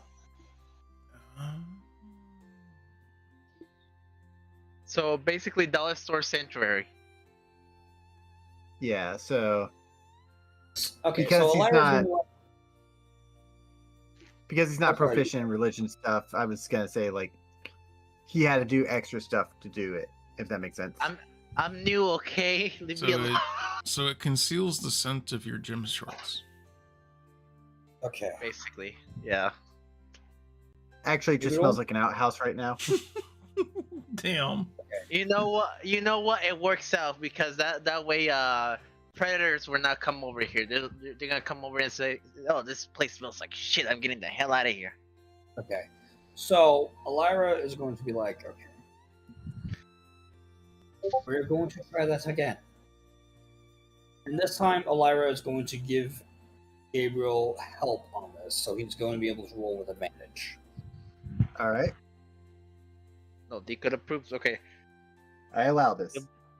you'll be like, fine. So roll again this time with advantage.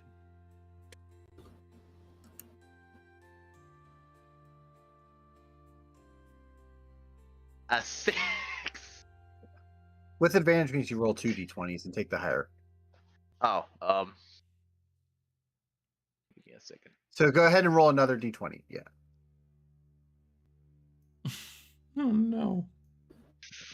It does the same thing. Your goddess doesn't like me. She doesn't All like right. you either. You know what? You know what? Let's have Ellyra do it herself. Let's see what the fuck happens. No. You have to be a priest to do this. All right, Ellyra, go ahead. Roll religion. What should be worse? Oh, she got just as bad. I will go with mine Hers because is just as bad. we'll go with mine here. Actually, no. I would like to give Ellyra a priestly blessing for her roll, so she can roll with So are you advantage. giving me advantage on the roll this time? I'm getting you advantage. You know what? Put her there, He's an partner. honest to God cleric. God I am an This honest is to such God bullshit, priest. man. So in the name of My my, rolls my are such bullshit, I shit. grant you advantage. There we go. Okay, we got 10. we got a 10. We got a 10. Okay, so with your 10, That was It's such just- bullshit, man. Dude, I know. that was. Your God doesn't want us to fucking survive. he said, "You know what? You- You infiltrated my ranks. I don't like you. Fail this." You Failed this. you forgot to do the ritual for the dice. The gods of the dice. They're mad. Oh, should have been So- like, somebody do. I'll say with your 10, the circle illuminates, and you essentially see a yellowy glow around this cabin. Or not a cabin, again around this Abandoned church. yeah, around this abandoned church. You would Ellyra would know as a caster that it's essentially nothing can come in without your permission. So, like, without you opening the door. So wait, who? Me or Ellyra, or both of us? Since we both like work under the spell. Well, basically, since you both worked on it without both of your permissions, right? Oh, okay. So it's a two-factor authentication. Okay, you know what? We're more secure than anybody. So nothing can come in. It has a clear glow to it, so you can see out, but nothing can see. But nothing sees you, essentially. Oh, okay. Oh, No, that's pretty. That's pretty good. Yeah. And on top of that, this is protected for the next 12 hours. Sweet. That's more than enough time for everyone to get a long rest. Yeah. Exactly. You know what, Ellyra? You're not so bad. Put it there. Handshake your priest. Oh, I gotta read this. Luna said, next time, pour some marinara on your D20s under a full moon. Might appease both pizza spirits and angry dice gods. That's funny. You know what? Luna has a point there. Mm-hmm.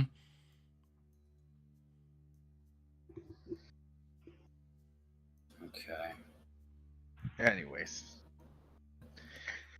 Gabriel will just read the follow-up instructions, so he will just light up the corners of the rooms with the candle that was given, and then you'll just put the book and the ropes away. All right, so you all make it inside this cabin. Church. Or sorry, yes, church. Thank you for correcting me. Yep. Before Goo-dith goes in, she was gonna walk around the outside of the church with dancing lights doing their impersonation of Will-o'-the-wisps, as she just kind of looks around in the nearby, roughly Like 100 or outside- so feet. Like All right. outside, or like outside, like around the perimeter. on the outside of the building.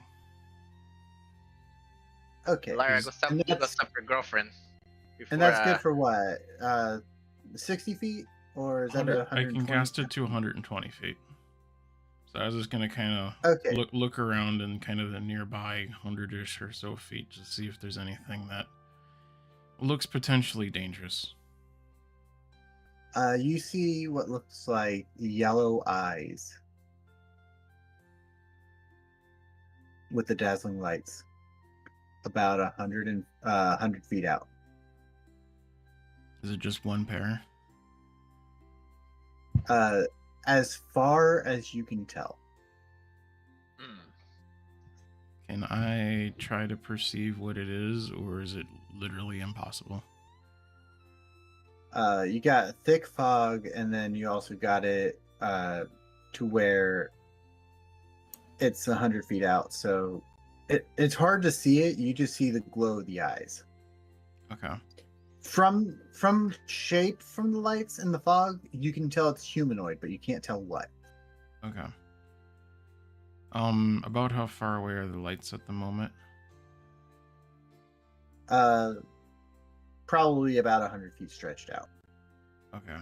Can I have them gather together so they look sort of like a human and just kind of walk into the distance before winking out? Yeah, you can do that. So they kind of just like merge together, taking the shape of a human, and just kind of like step out before, like, walk in a direction before fading out. Yep. Ugh, man. And then she goes inside and mentions seeing eyes in which direction they were. You would have said they were coming from the northeast. Yep, that's probably the werewolves. Oh, as long as we're staying inside here, they can't see us, smell us, or anything like that. But we can see them. Mhm. So if you now excuse me, I shall prepare food. I'm hungry.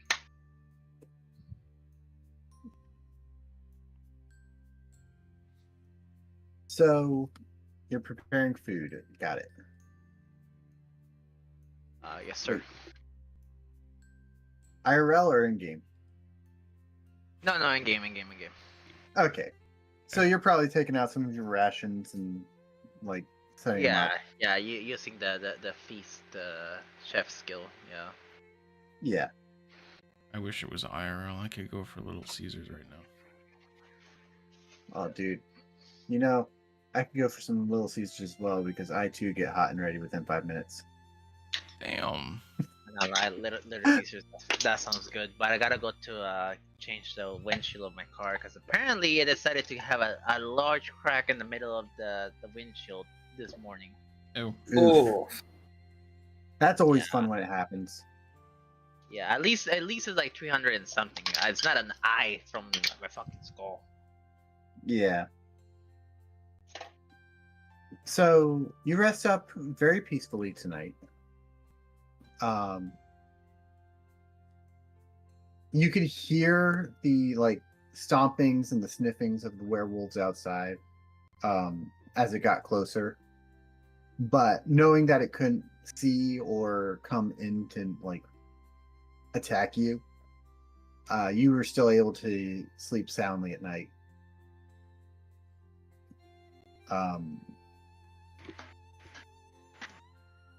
If we make Gabriel full dog, he's probably gonna howl too. So let's decide here. They would not hear you if you howled from inside this house or this But I church. can hear them. Yes. Yes, you can hear their howls. They can't hear your howls. So okay, so real question here: are they howling during the entire night, or are they howling every single time they get closer? They'd kind of like circle the area, and then they'd like let out a howl, and then maybe like move a little bit closer or further away, let out another howl, like that. So how long does it take for each howl to go? I'd say it'd be Like like one every howl, hour? and then maybe like But it's like every hour, every 2 hours. it's almost like the howls are counting. So I'd say, yeah, probably about every hour or so. There's howls. I wanna say on the 5th hour, you'll realize, wait, they're counting. They know we're in here.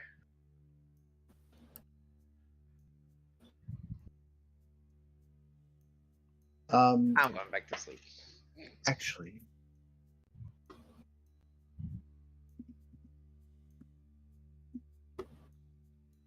Oh, Cole got an idea.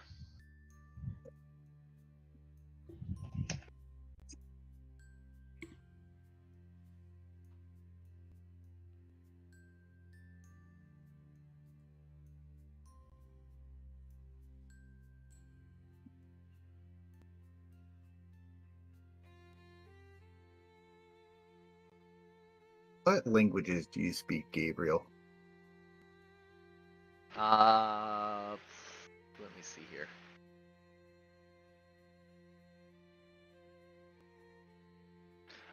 Common, halfling, and thieves can't. But for a simple howl every single hour, I believe even Gabriel can figure that one out. No, I was gonna say, for their purposes alone, because you are technically half dog, you'll be able to understand this as well. You would essentially hear. This is gonna be a new language, and it's only one that dog people can hear. Okay, or hound people, or canis, or lichens, and stuff like that, right? Okay. Essentially what you hear is, I smell something, but the trail ends here. Uh-oh.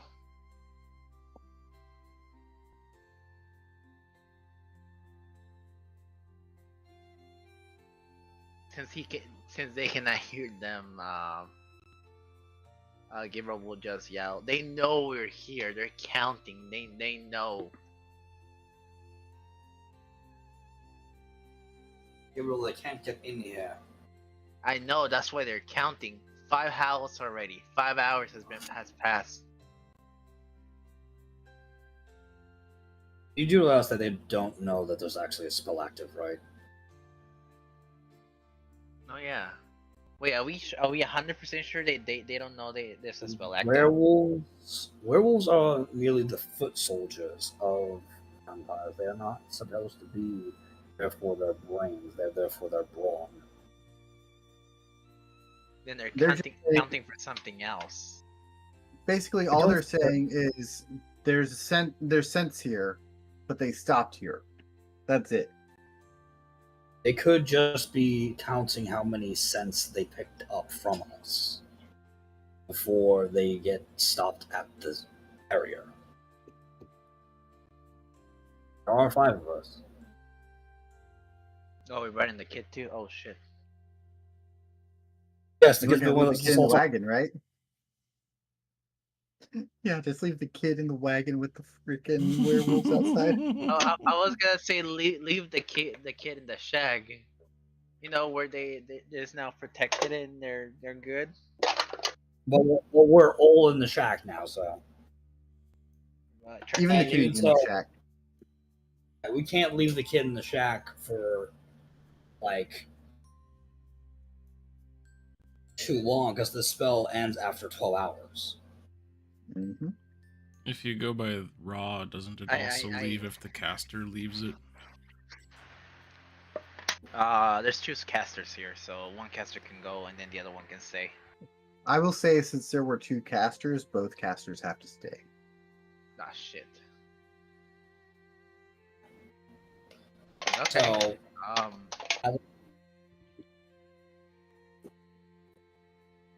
as I said, I don't think they're counting the hours. Besides, we haven't even been here for that long for them to have been counting for 5 hours. We've lost patience by that point. Maybe you're right.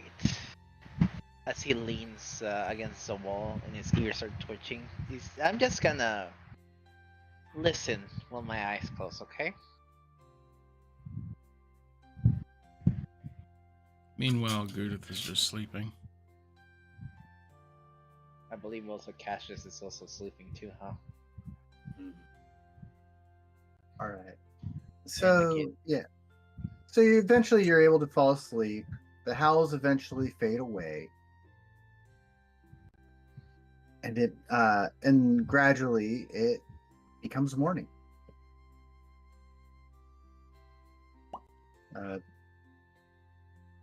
The church is still intact.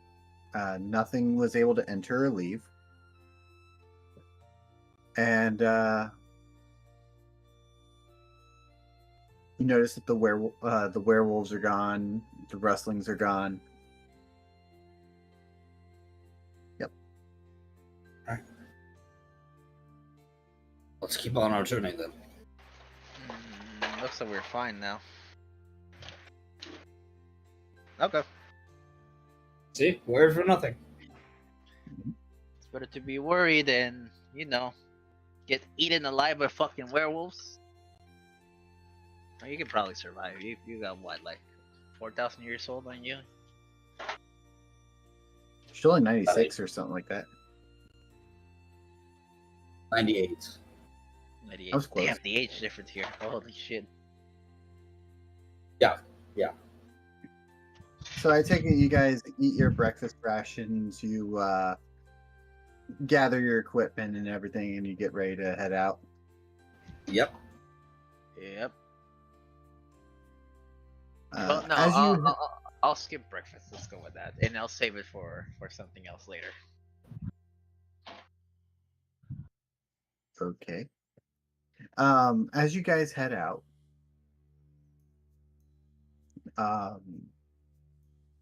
you notice what looks like a fresh set of almost like dragged, like something was dragged, essentially. Yeah, What direction is it? It's heading in the direction of southwest. Can we identify Further into the like. Sorry. So it's heading the opposite direction of which you're going. Are any of the drag marks distinguishable as to what was dragged? From what you can tell, is it was big and dragging into the ground. Like So heavier than there a was person? something that would scratch into the ground. It was bigger than a person.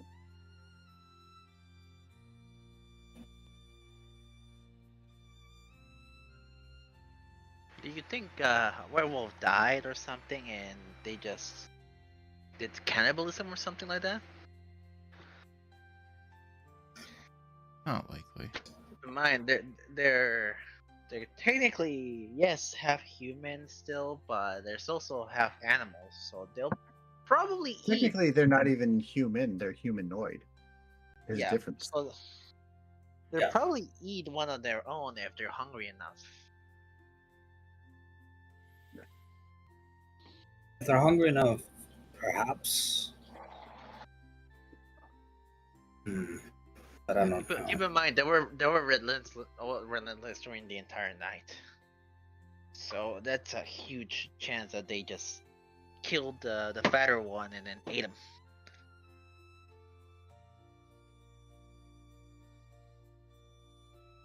Either or they found something else. Well, whatever that is, must have been big. Of course, we don't have time to ponder. We need to Forward. Eh, they probably just stole a statue. I don't think so.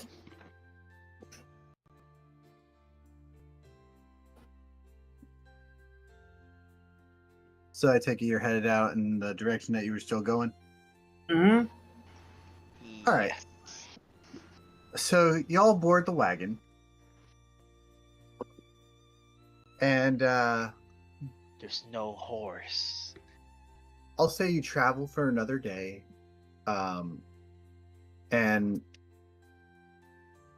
it seems like the area you're going to is a lot more clearer, almost like you're in the eye of a storm, if that makes sense. So, like, where you're at, it's essentially like that one little area of sunlight right before sundown, as you can see it. It doesn't look like anything is over in this area. And you make it in this area very safely. However, your sense is going off like crazy as soon as you enter this area, in this town. And which town is this? This is just a town on the way to? Yeah, this is the town before you hit Enoria. Enoria. Or Enoria, sorry. I said I would correct you every time. Yeah, and I appreciate it. Okay. Is the town setting off the census? The divine census? Something in the town is setting off your senses, yes. And I tell... Well, I should be able to determine what it is. Like, like fiend, undead, celestial, that kind of thing. You get a sense of both a fiend and undead. Ooh.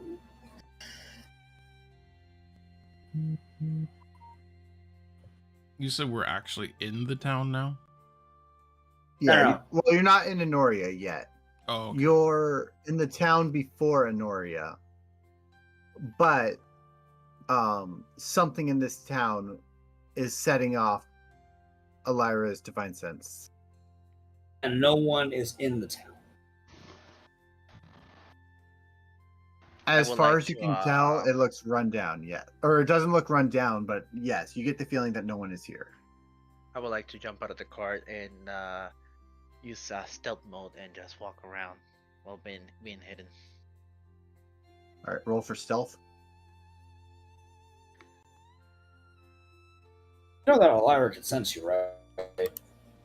I know Ellyra can sense me, but that's not what. not the point. Yeah, he wants to stealth to see if he can figure out what's going on. I got a 26, and then while I walk, I'll clutch in the shadow dagger in my hand just in case. All right. While he is stealthing away, what's everyone else doing? Goo-dith is going to murmur to Ellyra, "What do your elven eyes see?"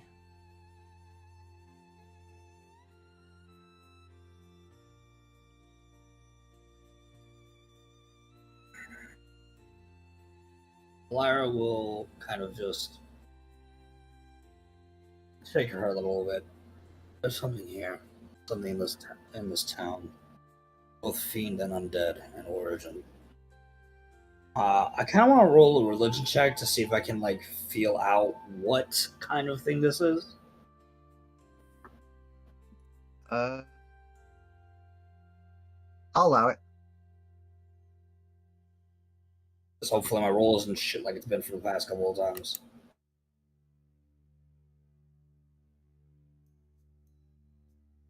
$15.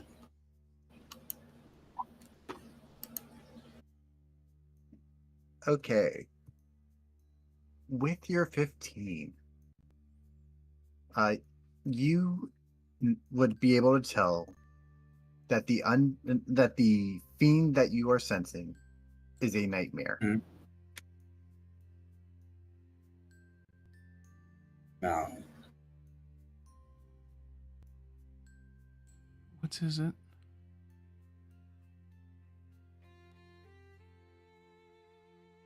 A nightmare. How bad is a nightmare? No, I mean that is the fiend that I'm sensing. Yeah, but how bad is it? That's a very good question. Give me a second.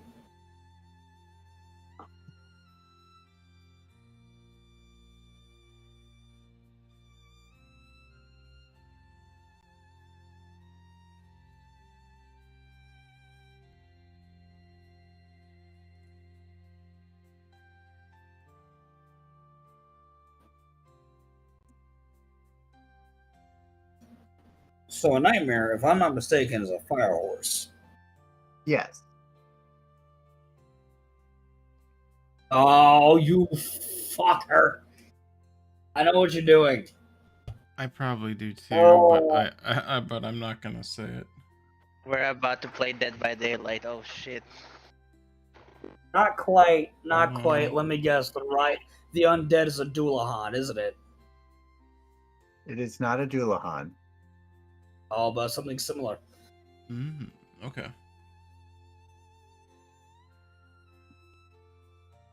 So are you Nightmare. telling Goo-dith if this is really bad or not? She's saying to Goo-dith that a nightmare is a steed, a hellish. Oh, welcome in, Route. 1 second. My Ooh. I got music blasting in my ear from the new follow. Ooh. Hello. Hello. Hello.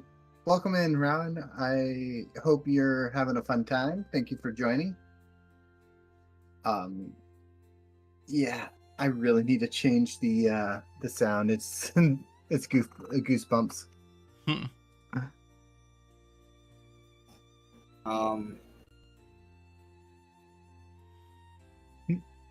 I was saying to Goo-dith that a nightmare It was pretty good. A nightmare is a hellish steed, a flaming horse, powerful and sturdy. But the thing is that a nightmare is rarely ever on their own. Normally, they have a rider.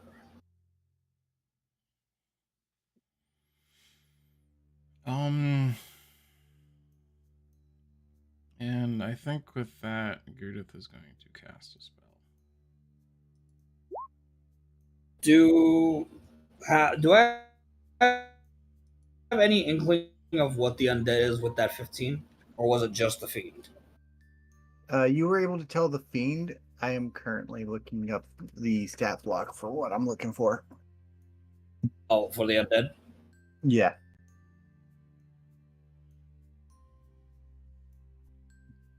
Armor of Agathis. Good spell. Oh, fuck. As Goo-dith casts the spell, spectral frost begins to grow on her shoulders, chest, and back. You got a BBL.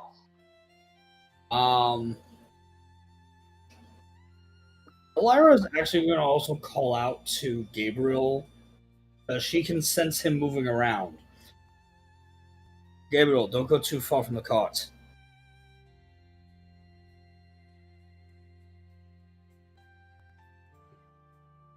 Wanna...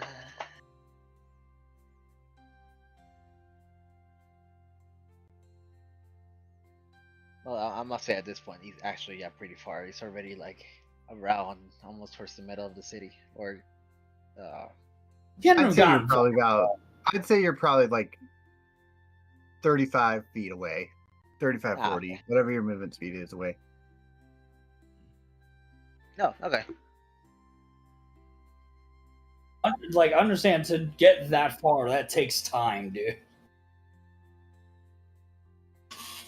I don't imagine this place to be that big, to be fair.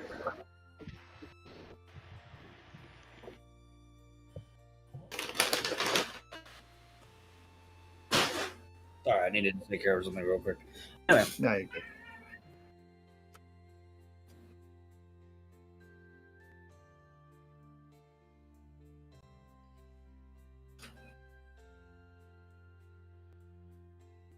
So yeah,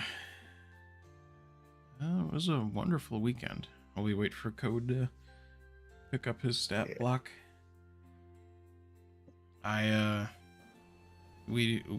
for us, we did my brother's birthday. It was very fun.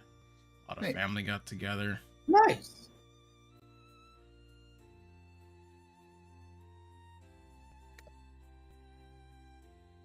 I think he especially likes that it's close because he gets to do fireworks. It's an easier excuse than to be the random stranger who's just decided he's gonna light fireworks off. Everybody's doing it.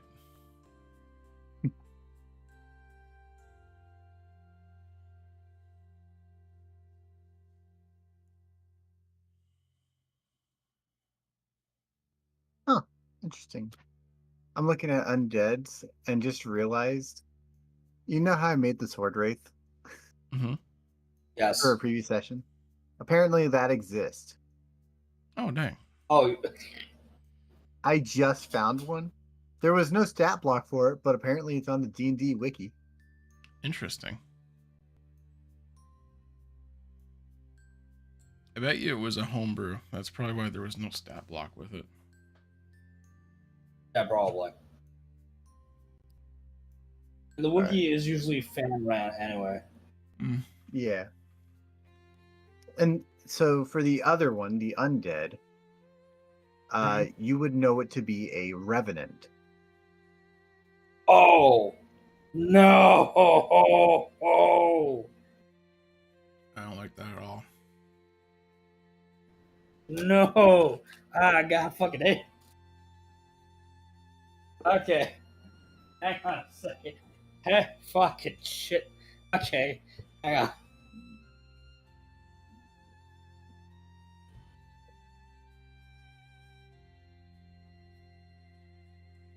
Oh my god, Revenant are fucking insane. We will use... Where is it? We're just going to use this for the town. This is the town. I swear I'm not reusing old maps as I reuse old maps. Yeah, a Revenant is decently fucking strong. We're gonna kill it, and I'm gonna eat its soul.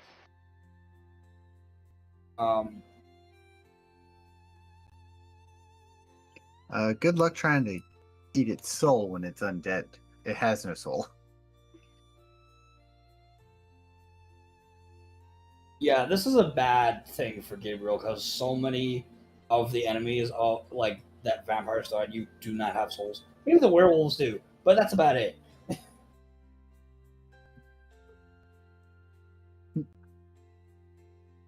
Damn, no nom nom.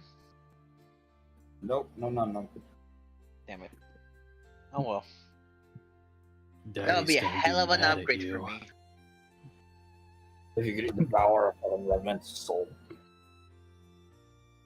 Okay, so Ellyra is gonna fucking just. Oh no. And the undead is a revenant.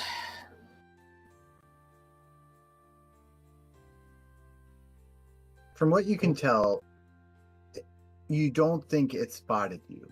You don't think it's like seen or heard you.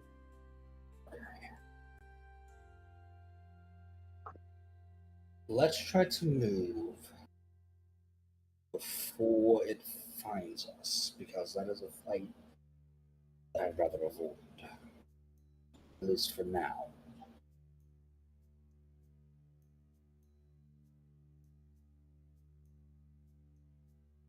Gabriel, get back to the cards. What's out there you cannot handle.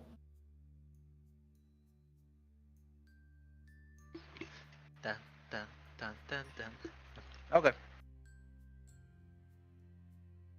Because my issue is if Gabriel gets out there and gets caught by the thing on his That own is rescue mission. as a rescue mission and as a potential we gotta revivify his ass situation. Mm-hmm. And none of us have revivify.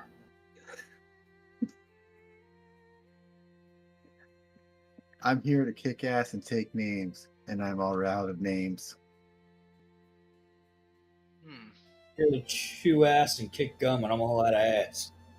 Exactly. Okay, so we're gonna take a steady. If you're gonna try to take the wagon out of this town and still continue without being seen, roll stealth for the wagon. Ooh. Use my stealth or It'll use your stealth, but would it be a or stealth the roll? stealth of whoever's driving. That would be me. Would it be stealth? Actually, because I know the area, right?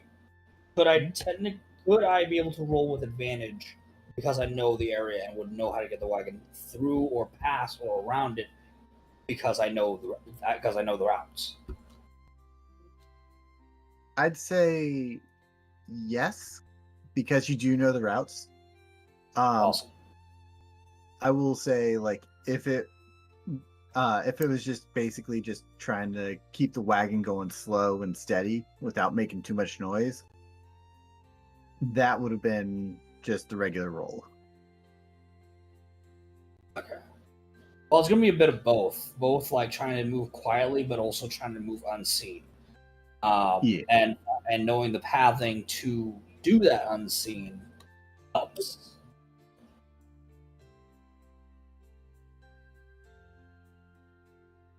Mind. What is with my rolls today? I'm fucking okay. I'm reloading D&D Beyond because this is bullshit. Oof.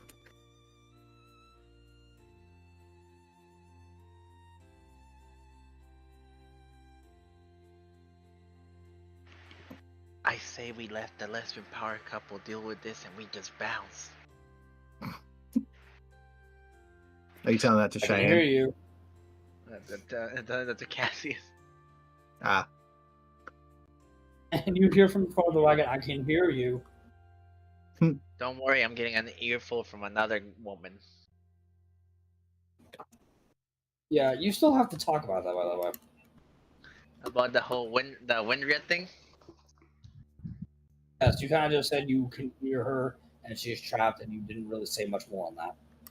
Oh yeah, I hear her, see her, and for some reason she likes to pet me and grab the tail. Okay. We can talk about this later, because right now we have our own problems. Yeah. So what's the escape Okay, plan? I'm gonna try that again because fucking I want to see if reloading it helped. Okay. Because my rolls have just absolute fucking ass.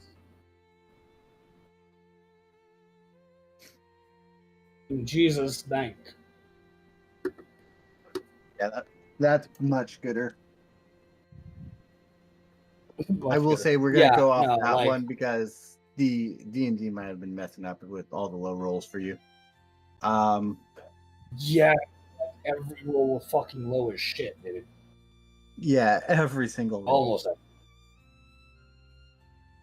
So as you make your way out of the town, you make it to where you make as little noise as possible.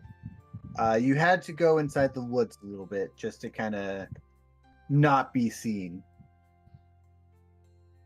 I will say you do along the route you also see the revenant with the on the nightmare itself,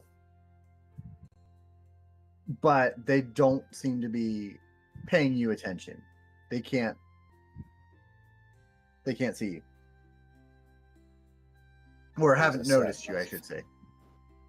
Right. She'll say that as quietly as she can, as she sees it as as I said, that is a fight I'd rather avoid for right now until we're stronger.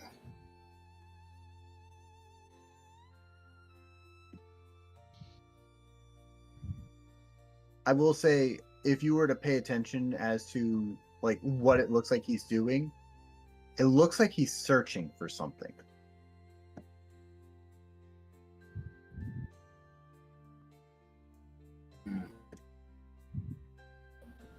This might be a dumb question. Okay. But even though I might have a dumb answer. Even though they set off my divine sense because of what they are, do they detect as evil?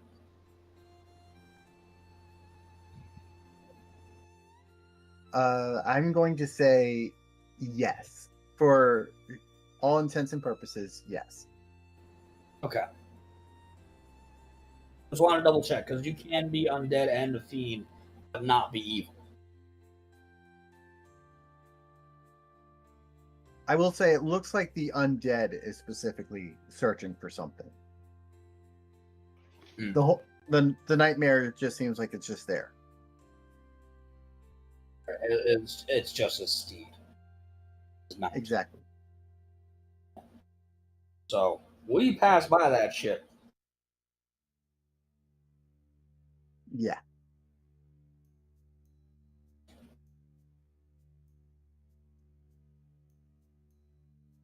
So you make your way out of the town. Mm-hmm. You were still about a day's journey away from Enoria. Got it.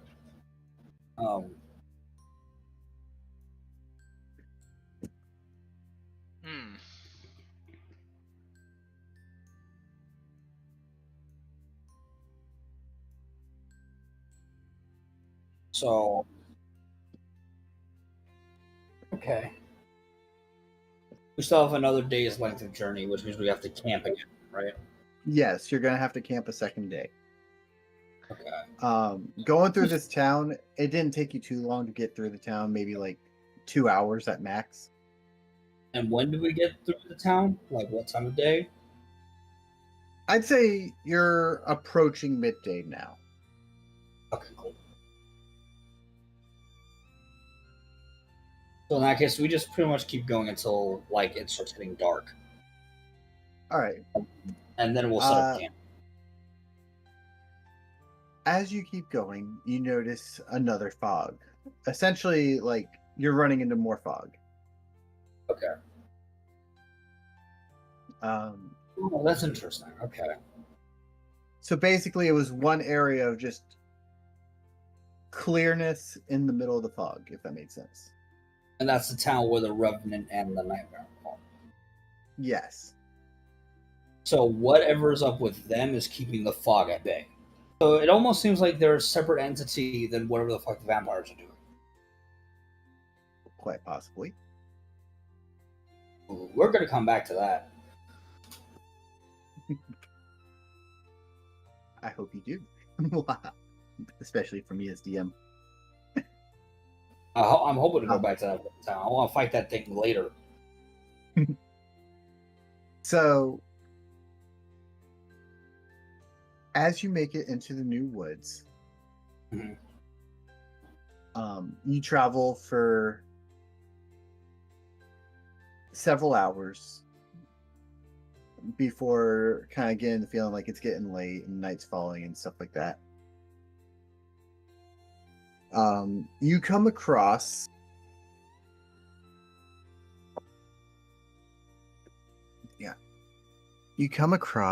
a essentially a library of some sort, or what looks like a library. I want to check it out with the divine sense up. Your sense says it feels familiar. I just realized I was muted. I was gonna say, or I was trying to say, did Goo-dith see it? The library? What? Yeah, Or the Revenant? the library. Yeah. I'd say everyone would be able to see the library no matter where So they it sit. feels familiar, books, you said. books. Look at books.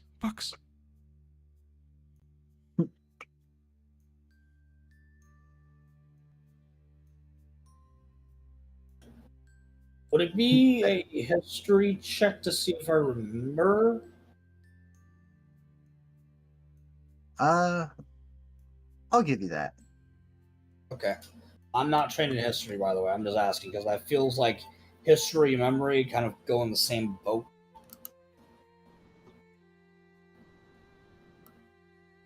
Even if it's like personal history. No, I get you.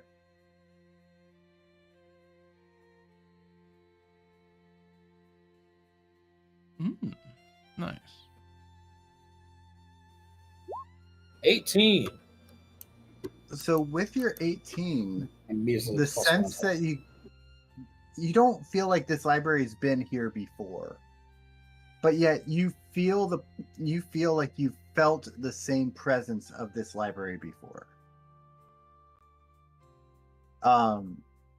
It has almost the same aura as the library in the town of Winria.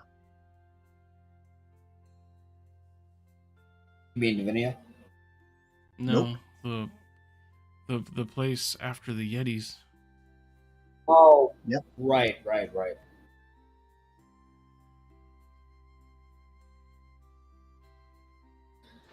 So it's God. kind of weird because it's familiar, but Ellyra has no memory of this place being here. Exactly. Okay, that's So peculiar. you said it's an energy like Winria's, right? Not energy like Winria's. That the library feels similar to the one that was in the town of Winria. So around that ballpark, correct? What ballpark are you trying to hit for? The Winria's one. So, you remember the library in Winria that was on the mountain after you fought the had the Yeah, Yetis yeah. go Where you snowball and caused the avalanche. Yeah, no, I remember, but it's like similar to that one. Yes, it feels similar. If not almost exactly the same. Gabriel would just look to his left and kind of like looking up, and then just ask. For everybody else, there's nothing there. For him, he's like talking to Winria. Like, do you by chance know anything about this place? Like, She nods her head yes. oh, what is it about? You're asking her what it's about? Yeah. She would just basically kind of whisper in your ear, "It's a library. What's there to be about it?" Ah, she has jokes. Are we stopped You know right what I now? meant? So I'm what? being good. I'm being Are- good right now. Just tell me what this library is doing here and what's the purpose of the library, please. So I asked if we're She's- stopped right now. Oh. Yeah, you'd probably stop by it. So she just says, maybe a small blessing in disguise. Goo-dith goes up to I- it and enters it. I don't get it. You play too many games with me, woman. As you enter the library, is anyone watching Goo enter the library? Yes. Yes, I would just go inside with her, with Cheyenne behind me, and then it's kind of like having like a one-sided conversation, but I'm over here like talking back and forth with Windria. As Goo enters the library, the door opens before she even arrives.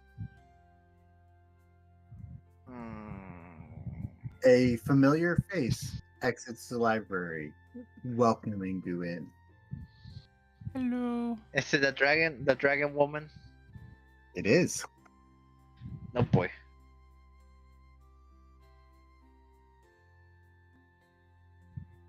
Play. Greetings and fair day. You know what? Welcome. This works in my favor. Hello, how you doing? I bring your books back, as promised.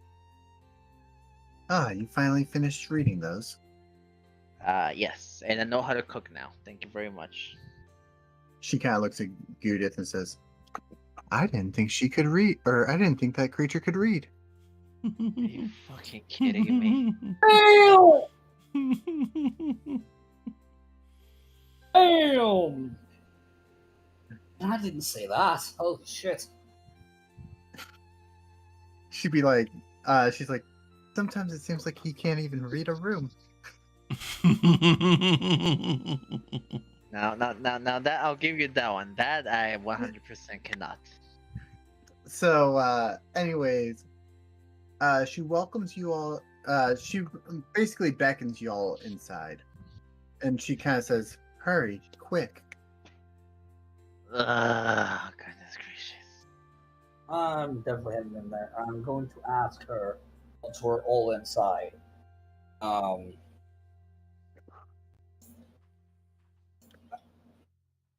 How did you know where we were, and how did you get, I guess, an echo of the library where it is here? Well, you see, the library is here, there, everywhere. How do I put it?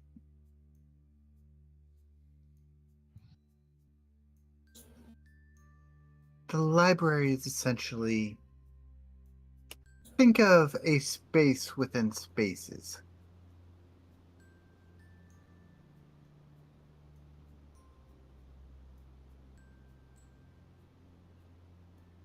You're telling me that the library is a liminal space.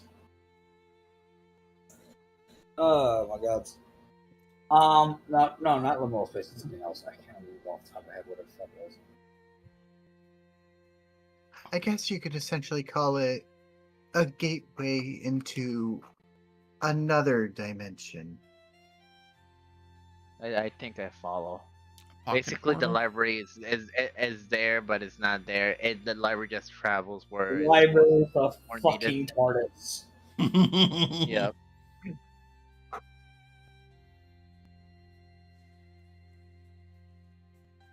So The difference is like she picks the point in time. Well, not the point in time, but where it's gonna go, and like when it needs to show up there, essentially.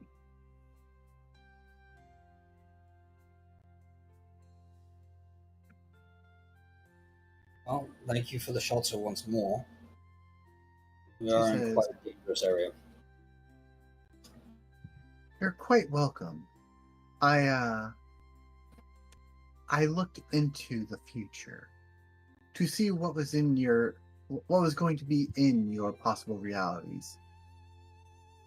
she asks, "Did you happen to come across something big and terrifying? Perhaps a revenant and a nightmare by chance?" Oh no, we didn't That- see anything like that. Yes, we have. We avoided it entirely. Yep. Oh, so this is that possibility then. What do you mean by that possibility? She says, danger looms around the corner when you hit Enoria. I'm sorry, repeat that? She says, danger looms around the corner when you hit Enoria. Okay. We are aware. We know. Well, we have at least an understanding that's an old enemy of mothers is around. She also says, had you been spotted by the Revenant, you would not have made it to Enoria at all. You would not have made it past the night. Yeah. I kind of figured that. Which is, again, why I would prefer not to have to fight. Not have to get into that fight before we have the chance to survive it, if you will.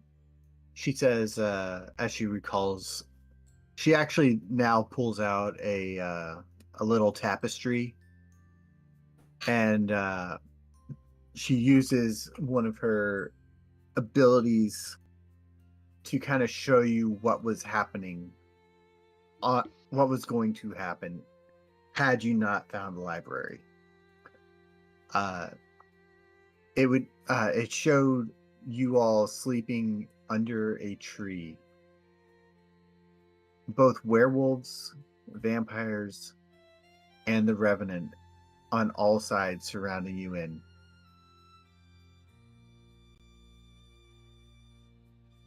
And your corpses laying right there. Except for one. Oh?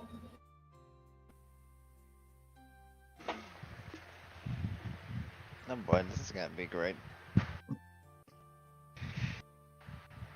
Cheyenne's corpse is missing from the group. Okay, not that great. Oh god. Yeah, you thought you were going to be the one missing? No. No, I thought it was gonna be the vampire to be missing. Oh, fuck. Okay. Okay. I think I know why that would be the case, though, because she's still, even with her divinity stripped away from her, she is still the daughter of Ellyra, so. Oh shit! I forgot to ask about all that shenanigans. You weren't there, so you wouldn't have heard or learned about that. Yeah, you were asleep for that. Having her divinity, fucking hell! What? Why am I gonna say virginity? What the fuck, dude? She's like 10. I have no Like, idea, 12. dude. 12. Still young. Still. It's stolen. Go figure. Anyway. The priest has the dirty mind. I know, right? You know what? We need to baptize them by slapping them in the face with a tuna. Why That tuna? works. Why a tuna? They're big fish that when you slap, you can give a concussion. I mean, Ellyra can use ceremony, which means she can bless water and then kind of just drown Gabriel in it. Exactly. That's it. Why is every single solution for Gabriel so violent? Jesus fuck. Considering the kind You of know what? character Gabriel is, think about it. He's not even like chaotic. Stupid. I was about to say he's chaotic stupid. He's chaotic stupid. Evil. He's not neutral. He's not good. He's just fucking stupid. Fucking Exactly. stupid. He's like, what's an alignment? Oh, that's a thing that you do for your wagon when it's out of balance. thought No, you it's did that it's for the your thing you horse. do when you're caught driving your wagon drunk. You No, walk no, you no. walk the alignment. It's a thing you have to watch out You know when what? you go to prison. Take an inspiration, Goo. Nice. Of course. That shit was funny. It was so dumb, it's hilarious. Oh man. Anyway,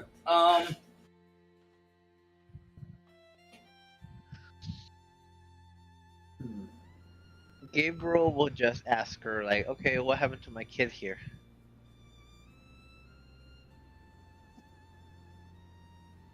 What are you trying to figure out about the kid specifically? Like where did she go? Why is she not here? What the fuck? So she would use her magic to show a little bit further into the future, as Cheyenne is bound to the phylactery around Mason No Blood's idea. neck. No idea what phylactery is. essentially, it's like this black gem necklace thing that Uh,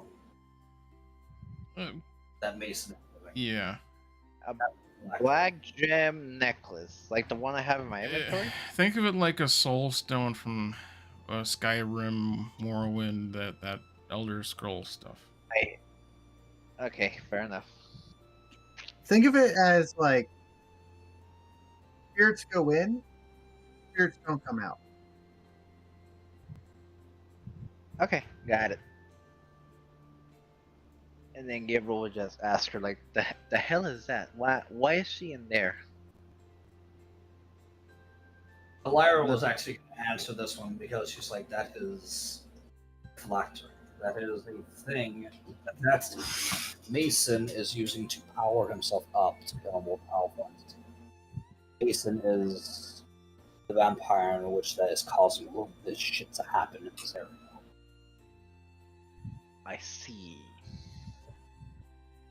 She also says, if Cheyenne is taken, it will bring about eternal darkness for this entire world. Woo, darkness. That sounds like fun. Not really. Darkness imprisoning me, all that I am, all that I see.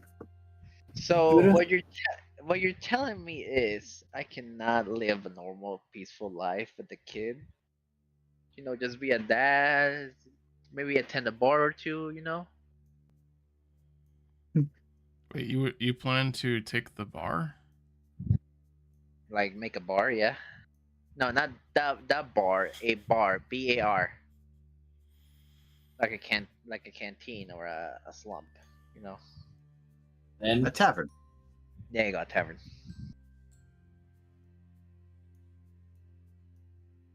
She says, it depends how far you can make it. I see much greatness in your future. And he points to his shoulder, like kind of like hi, and he says, "This is your fault." She kind of just, For everybody else, nobody is there, but he's talking to Winry at that point. and she's just kind of like smiling. Give me that cocky little smile.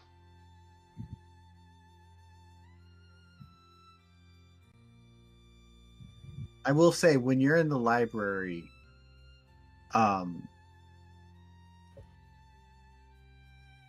another Somebody thing kind of happens where, actually, no, I'm not gonna say it happens. I'm gonna roll to see if it happens. Oh Okay. fuck me! Don't tell me everybody's gonna be able to see her. Finally, I'm that schizo. So the only thing you guys can see is a bright yellow light. You can't see anything past it, but you see a light on Gabriel's shoulder. Look, he's doing the thing. You know, when they have Is like the dark and the light talking on their shoulders, he's doing the thing.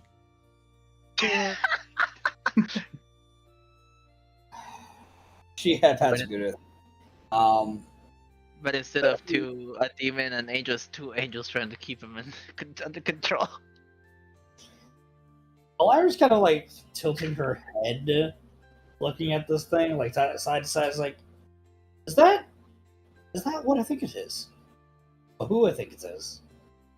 Wait, you can see it? You can see her? A golden light. You can't actually see physicality, but there's a presence there. This is the woman that has given me so much pain. You mean the woman who gave you her blessing, you rejected her blessing, and then rejected her brother's blessing, got her blessing back, and then went through a whole cascade of bullshit because you couldn't figure out what you wanted to do? Pain. And still can't figure out what you're doing? I still cannot figure out what I'm doing. Because technically now you're essentially a priest for all three gods. For all three gods, while also having a god inside me that literally treats me like a damn companion, dog, whatever, personal chef, or something like that. I'm assuming that she can taste whatever I taste. So, for example, if I eat a sandwich, she can taste the sandwich. No. She does not taste the sandwich. Damn, that'd be cool as fuck, though. Remember, what you have is essentially just an echo. Her actual self is trapped somewhere, so she can't. Technically, like her mind is like with me, but she's not with me. If you know what I'm saying. No, I mean, like, she still has her mind. It's just like what you have is essentially with you as a fragment of her. That's what that is. Basically, a part of her's inside me. Basically. Well, some people have say they have their god inside of them, so. And I got a freeloader of a god inside my body. Have you ever asked, directly what the fuck she wants you to do? Every single time I ask, she gives me riddles and tells me not to do certain things, and to cut away from a little bit from the hot sauce.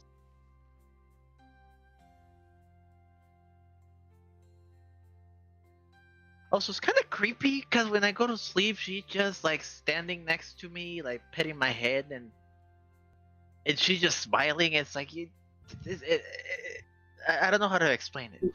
Probably going to do that until you do what she needs you to do. You do realize that, correct? She won't tell me. She just makes some fucking riddles on has her word. Okay. You do realize that you have like an entire group here that can help you decipher the riddles, right? I don't like any of you. Let's go with that.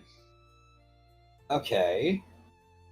But nonetheless, if we can offer you a solution to your problem,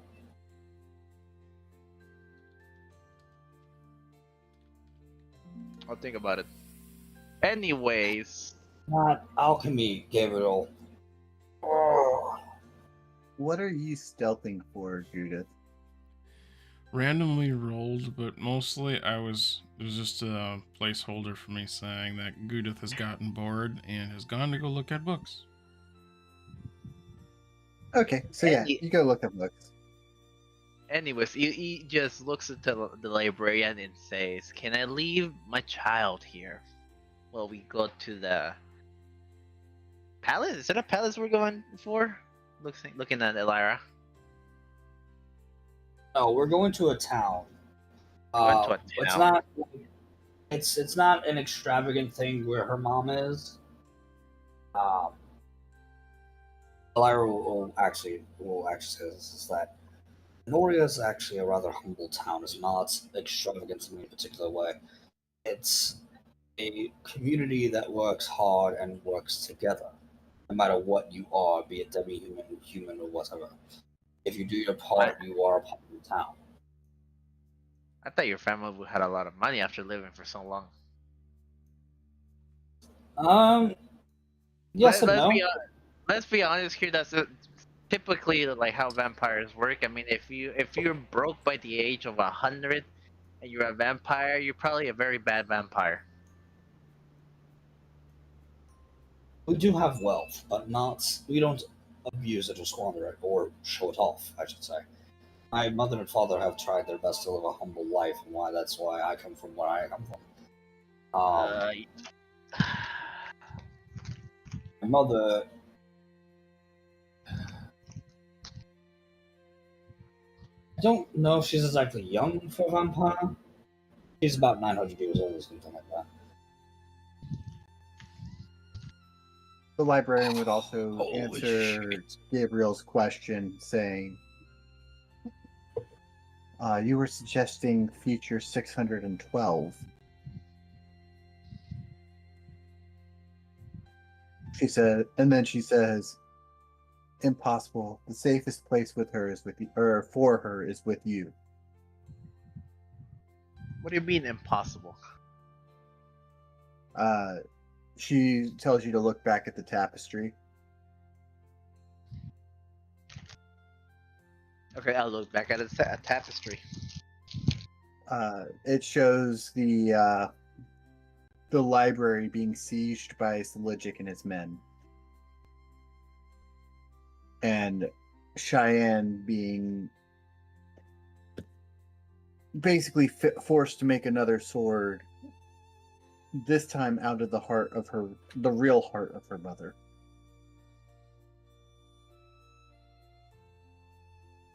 Damn, talk about a heartbreaker.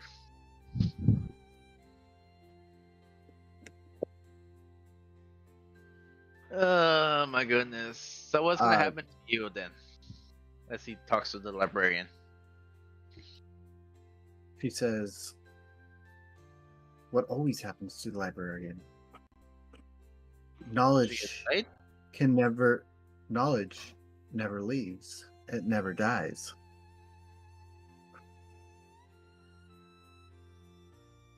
I am not a part of a war, but you can stop it. Here we go again. Woman, do you live or do you die? That's what I'm asking. She just says, "I am but a watcher, a note taker of sorts." But the library is gonna get sieged, right? Yes. So everything in here is gonna be either destroyed or killed, including yourself. She says, "I'd rather not talk about what happens to me in that future." Then just come with us. She says, "I cannot intervene. I am but a watcher." Again, you're not gonna be intervening, you're just gonna be observing while we make sure you stay alive until we finish this side of our quest. She basically just explains that if she stays in the library and Cheyenne does not, she is safe. Both parties are safe at that point. But if she leaves the library, she can die. Like, she'll be removed from existence. If Cheyenne joins the library, Cheyenne will be killed again. Oh my god, why are Winria's followers so damn confusing? Fine. Then, do you have a kitchen available? She just kind of like points over to like a small stairwell, says, "Take the stairwell to the next floor, first room on the right." And do you mind if we rest for tonight? Just here, just for the night. She says, "That is the only reason why I have brought the library here." You would just say a simple thank you, and then say, "Come on, Cheyenne, we're gonna cook something real quick," or "We're gonna cook a feast," whatever they have over here. As he just goes down the stairs. Well, I was going to look at the librarian as soon as like Gabriel exits. It's like, sorry about him.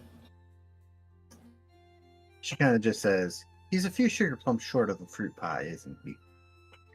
I was trying to be helpful and nice, okay? Fuck both of you. We're already out of earshot, dude. No, I know. You see him from you just hear him from the other room, just kind of sneezing as we talk about him. Yep. Yeah, exactly. It's like psychic damage. Emotional damage. Emotional damage. Ellyra, pinching the bridge of her nose, will say, "That's an understatement. We're trying to work with him. Problem is that he doesn't want to work with anyone." She kind of she says, "Don't worry, he should come around one day." But she also says, "Keep Cheyenne close. She is the end of the war.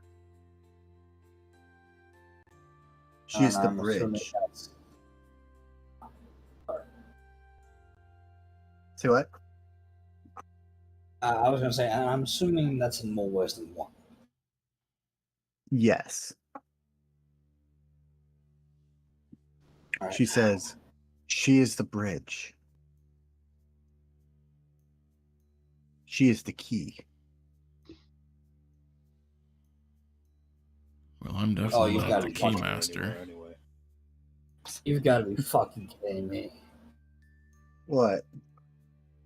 Okay, no, you said bridge, and my brain was like, okay. Okay, no, I didn't see where that's going. Okay. My child has become I don't even know what they are. No, because he's... Yeah. So the bridge in my head has multiple contexts. One of them I can't get into them because it might like tap into what code has planned, so I'm not gonna say shit. But Do it. no, I'm not doing it. I'm not having code fucking scramble because I accidentally like cracked down on what he's planning. Do it. Anyway, She then says, also, Azoth's not missing. Or sorry, not Azoth, Venrath. Venrath is not missing. He's just quiet. I know. kind of He figured that. talked to me in visions. yes. I'm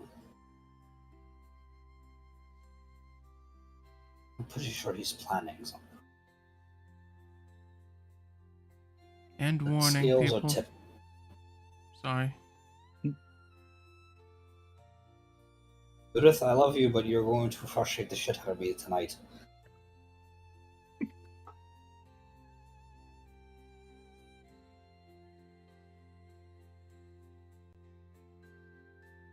Anyway, As long as you don't. so yes, I will use loop of kinkiness on other people aside from Goo-dith. I swear to the gods. She then says, "There's also something you should know about Winria." Aside from the fact that she's trapped somewhere, and Gabriel won't tell us where, because he can't figure out that 2 + 2 is 4.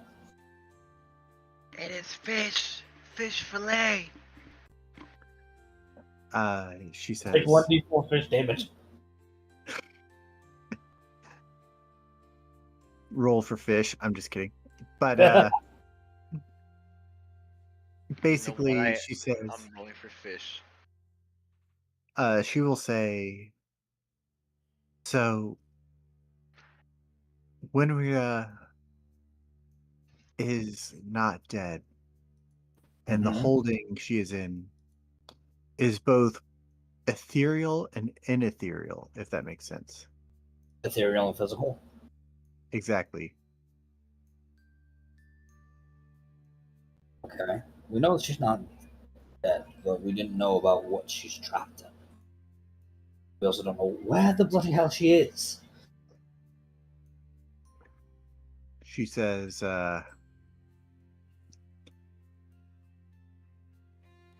your friend will glow brighter the closer you are to her. Oh. It just reminds me about the lamp that when you pull back it glows, and when you pull forward it doesn't glow anymore. She says, you must have seen some aura radiating from him. The only aura he's radiating is fought. Would Ellyra have noticed an aura around him? I feel like you all would have seen the aura, you just never heard her or Interesting. like seen her. I think you might have like seen her physically for a short brief moment from when Gabriel ate the tear. There was that, but I don't remember there being anything of her popping up since then. Yeah. But I will say the aura was very quiet, very minuscule. Okay. But Ellyra would still be able to sense it with the divine sense, right? Now she will. Okay. Because now you're starting to get the feeling that you're closer to where Winria is now than where you were before. We're getting closer to her by going towards Enoria. Okay.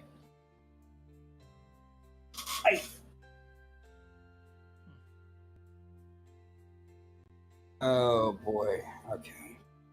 That's. I don't know how to feel about that.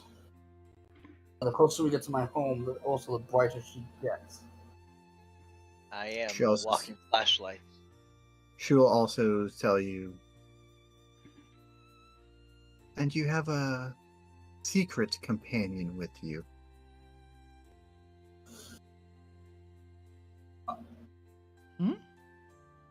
I beg your pardon? One of your friends. They, something came in with them. What came in with them? Rappy.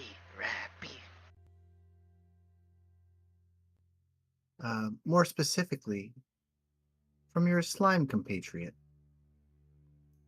Hey yo. Goo-dith leans in curiously. What? Ellyra slowly turns her head to Goo-dith. She's pregnant. God damn it. For one fucking night. Yeah, so basically Goo-dith Oh. is peering out from behind a bookshelf going, what? Was there You're a man?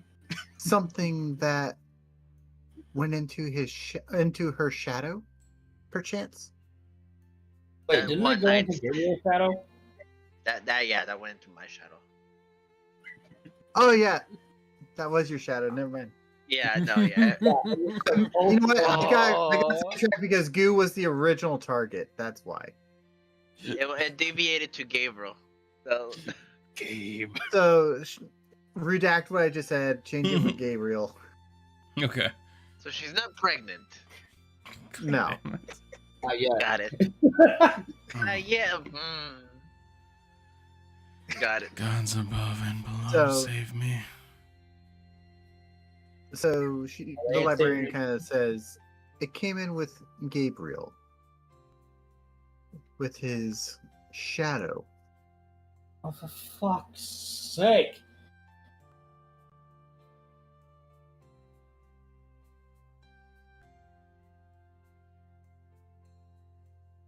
Don't worry. There's time before it happens.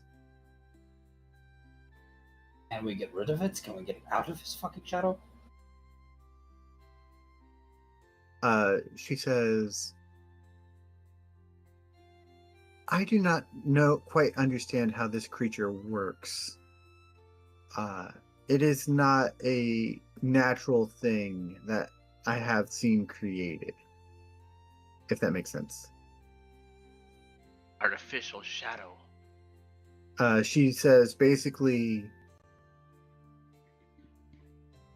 it's got no soul, but it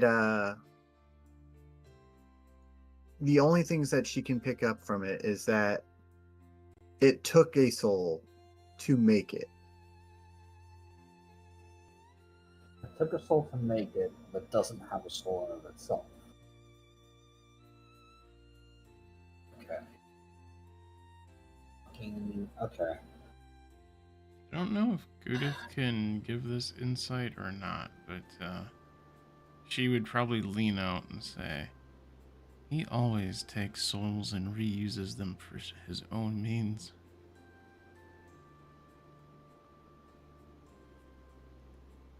You can say that if you want. Okay. I don't know. Wait, I don't know how the Goo library would. What did you say, Ronan? Does Goo know that he does that? Has Gabriel divulged that he eats souls to anyone? I'm not referring to Gabriel. I am referring to Soligic taking people and basically unaliving them and using their souls for power. Okay. That's the out of character explanation of it. I mean, I can kind of do the same thing, but it's like a 50-50 chance, something good, something bad.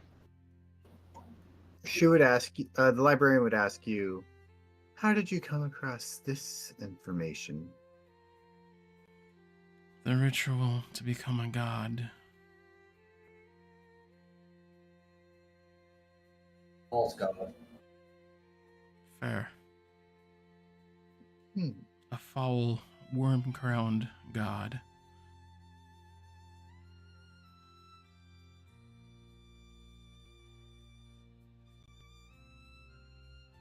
Interesting.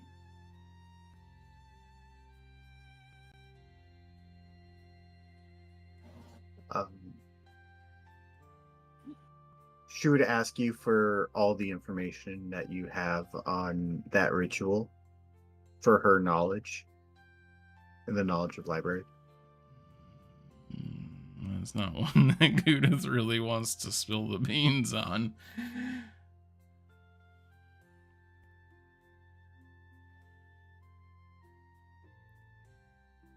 Tell me, how does your knowledge get used? Well, I am a neutral force, right? Whoever comes into the library can attain knowledge. However, if they want knowledge for evil, they don't leave the library. They become part of the collection.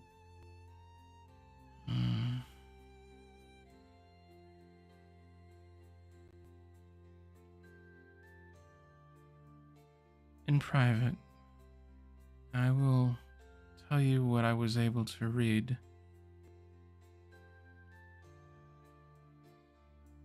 She would begin to dismiss herself from the rest of the group and bring you with her to a singular room.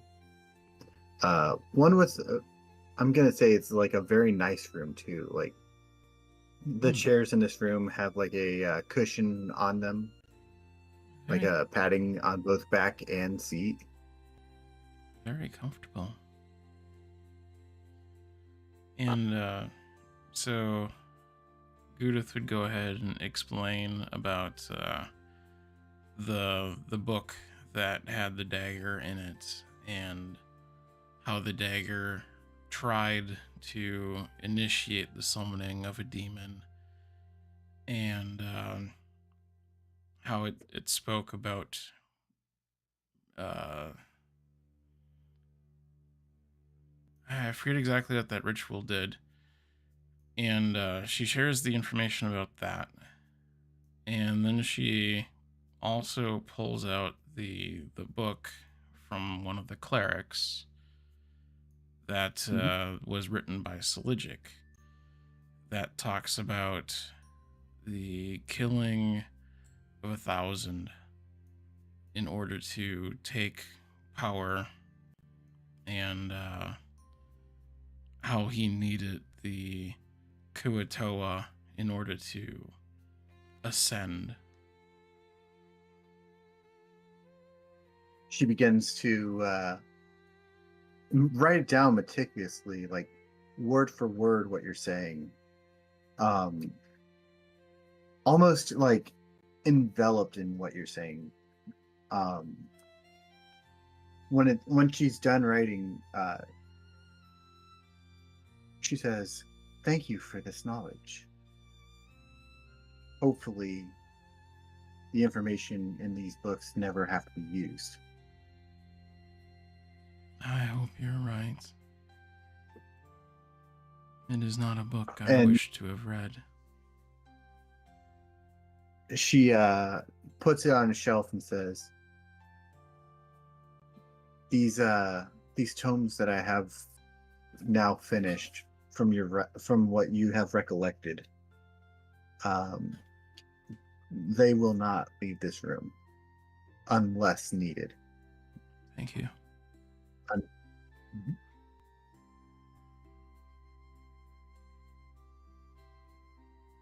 By the way, wasn't there something that you were looking for in the library, like before?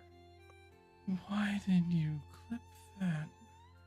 Never mind. The book that she tried to glean knowledge from was about the making of the swords from the Dragon War, the celestial weapons, and the likes of the dagger that she the sword that she tried to hide in the bay.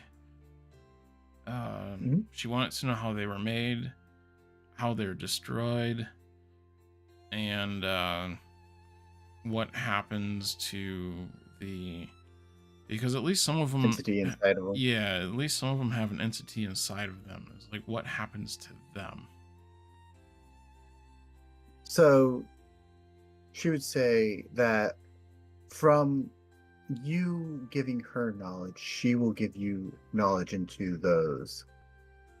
And she says that essentially you already know how they were made. You know how to destroy them by throwing them into the fires of Helio. Mm-hmm. She says there is another way to destroy a weapon of that caliber. Okay. With an opposite. So, like, a celestial weapon can be destroyed by a corrupted weapon, or a fiendish weapon is what she calls them. Interesting. And a celestial weapon can also destroy a fiendish weapon. It's not based off of what the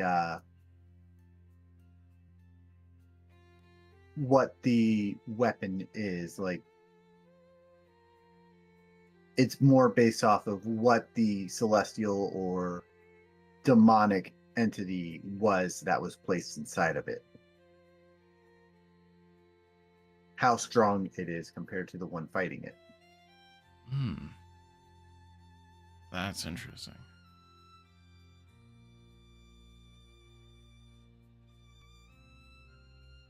Okay.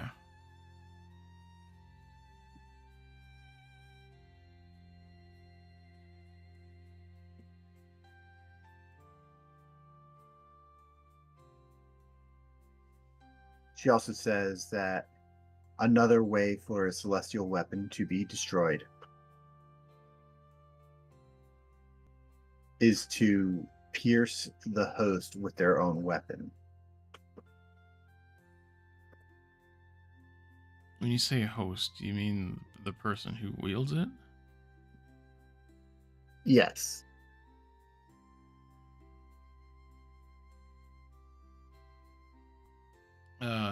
Would that be a fatal one? she says that when she'd say like when you seize this opportunity to pierce them with the weapon, it's if it's going to kill them, like if they're at a certain point and does enough damage to them, it will kill both its owner and itself. Interesting.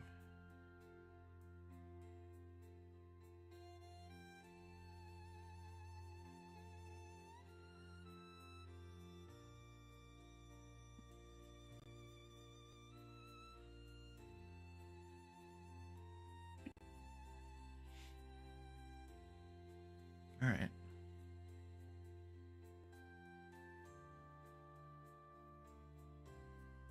She says, "Is there anything else you wish to share?"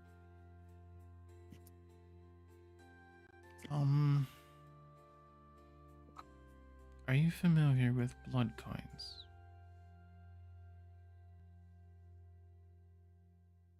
That kind of she kind of has like a grim expression on her face and says, "That kind of magic was outcast for many, many years. Outlawed." I came across a book. I didn't even bother trying to read it. It had been blotted out by whoever possessed it. They were tricked into using it in this cave that we passed through on the way to Divinia. Do you happen to know the name of the person who wrote your book? She digs out the book.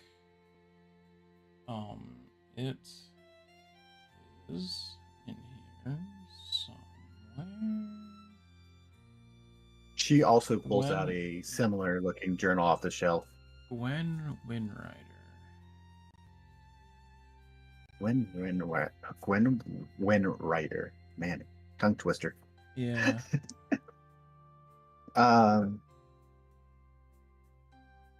She says, "Huh. A similar author," and pulls her copy off the shelf as well. "Tell me, does the writing look like this?" And she pulls out she opens it up to what look like very similar scribblings in the book.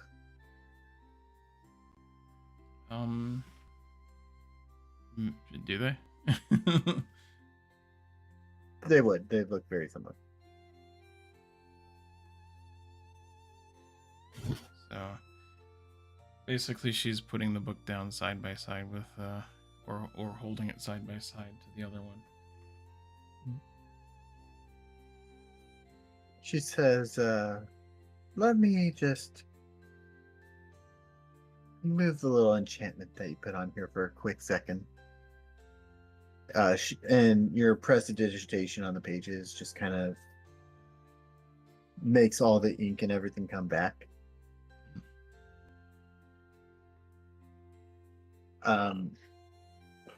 You would notice the notes in both books are exactly the same.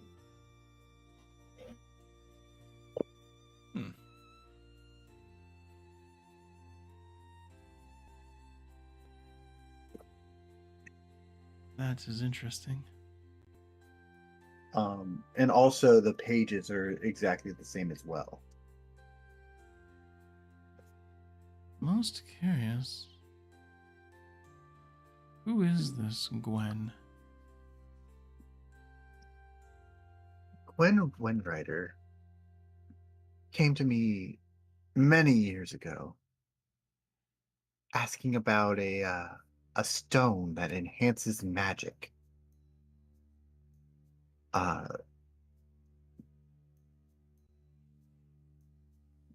Most people don't know who she is, except the select few. Gwen Winrider is Saligic's mother.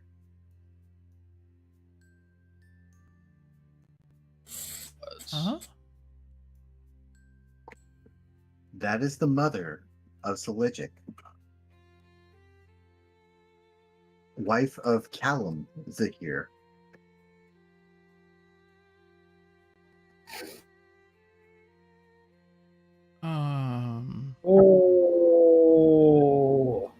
Oh. Now it makes sense. Okay.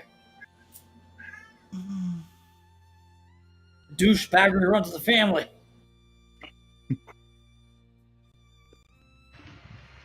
You guys called? Shit. I'm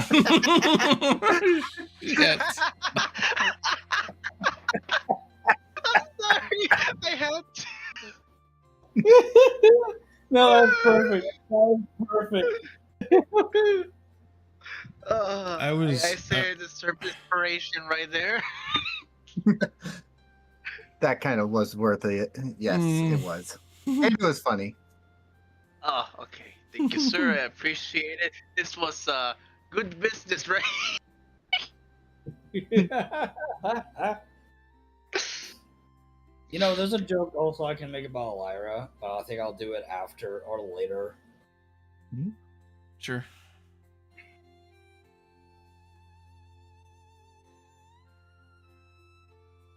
Oh man.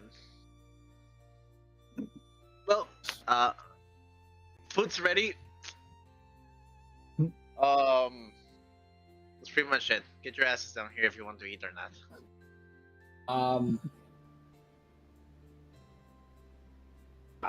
Okay, lore drops. Holy shit. Is are the librarian and Goo still going? Are still talking? I'd say they'd probably be finishing up around this point. Okay. I wanted to say while they were doing that, Ellyra wants to ascertain, like, I don't know if this would be a religion check or not, but like try to ascertain, to her knowledge, what would probably be the best person to deal with shadow entities and shadow magic, I guess you could say, to essentially get rid of what's inside Gabriel's shadow. All right. Yeah, go ahead and roll religion.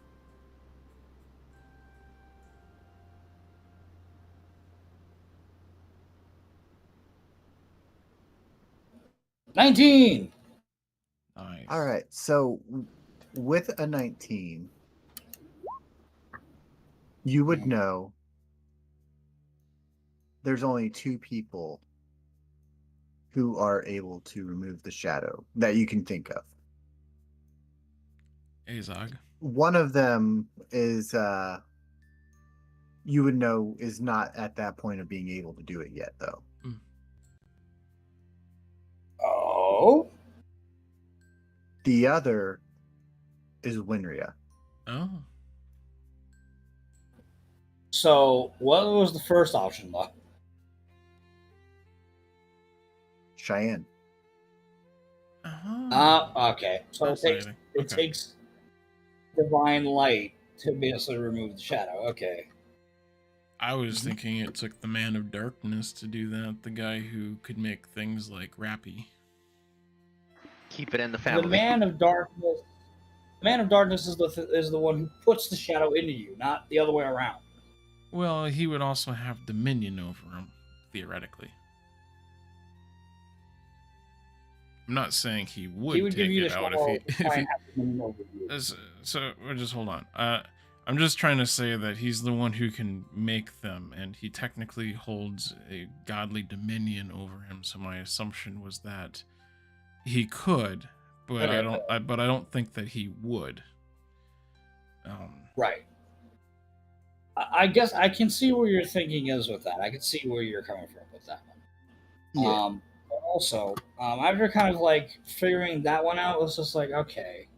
So we can't do jack shit about that at the moment because Gabriel doesn't know how the fuck to interpret what she says, and Cheyenne is not nearly as powerful enough to do it anytime soon. So yeah, that's gonna be a bit of a problem. So in the meantime, she's gonna look into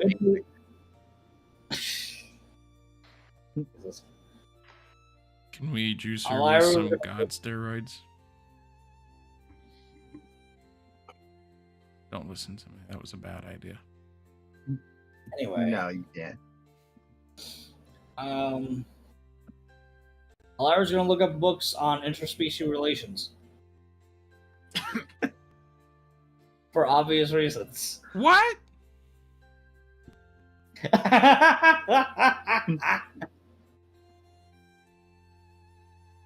Just seeing something here.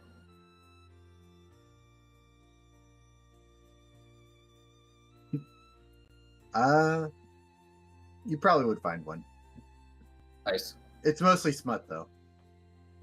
Of course it is. On the Mostly cover, there's Garrus, the Carrion. I was gonna say, like on the cover, most of them are like mainly about dwarves and elf relations, to be exact.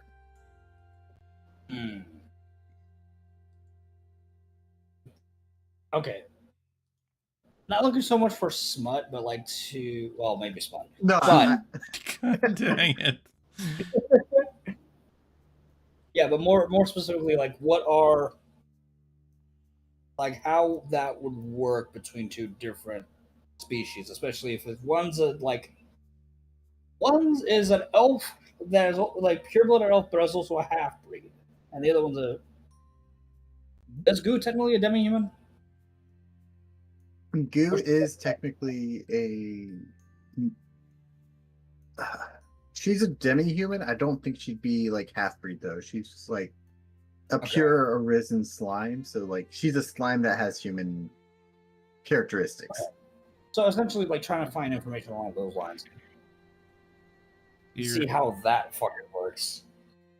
It's probably better to think of her as a biological computer that's capable of downloading and storing memories of mortals.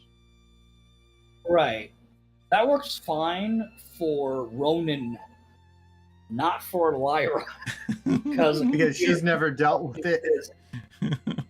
Never dealt with that.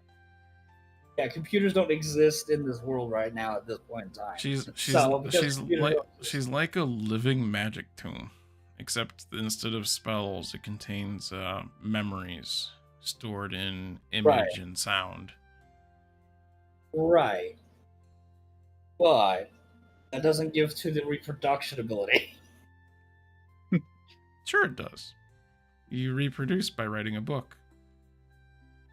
That's not how that. No. So, I will say yes. You will find something about weird interspecies relationships. Okay. Cassius says, "This is your chance, Cassius. Come downstairs. Come have a good meal instead of listening of the lesbians. Planning for baby. That's what I'm gonna say."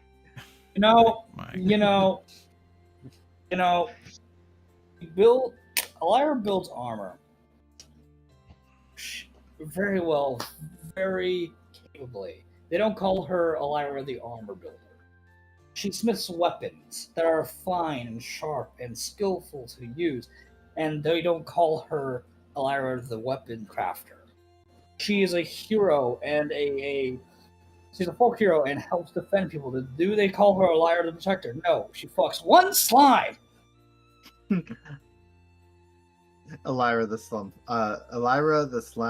fucker. I always called her Ellyra the slum fucker. She has nice, powerful hands to play with the Play-Doh, if you know what I mean. Okay. You know What? Yeah. Back on track.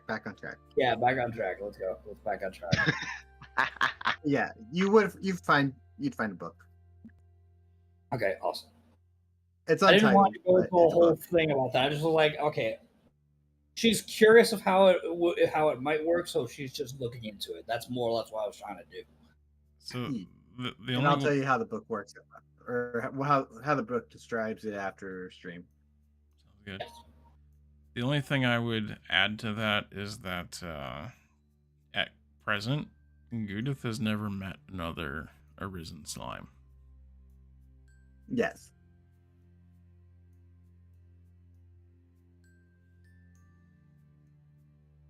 I can't wait to get into the Goo arc. That's gonna be fun. Also, I'm sorry if there's like so much going on. The whole like, you know, going out to you, Rein. I apologize for that. I didn't mean for that to be the whole session. I meant to be like to have it be a funny little thing, and it just kind of exploded from there. It is what it is.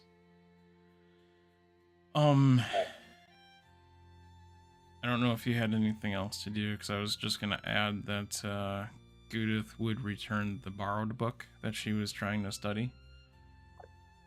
And oh, yeah, she'd take the book back. Yeah, and she might even ask about if there was any lore books that she could borrow on the context of slaying whatever vampires they may come across. So you want a book on vampire species? Got it. Well, massacres. She actually hands you a book and says, "I knew you were going to ask for this." Oh. And thoughtful. it's called. The book is actually called "The Great Vampire Hunts." The Great Vampire Hunts. Awesome. She would also say, "I'm pretty sure you're also going to be interested in this," and hands you a book of different sea life and stuff like that as well. Oh. This is cool. Well, it's not just sea life. It's like Wildlife? creatures that are kind of rare to see, basically, but most of them are going to be like sea creatures. Ooh.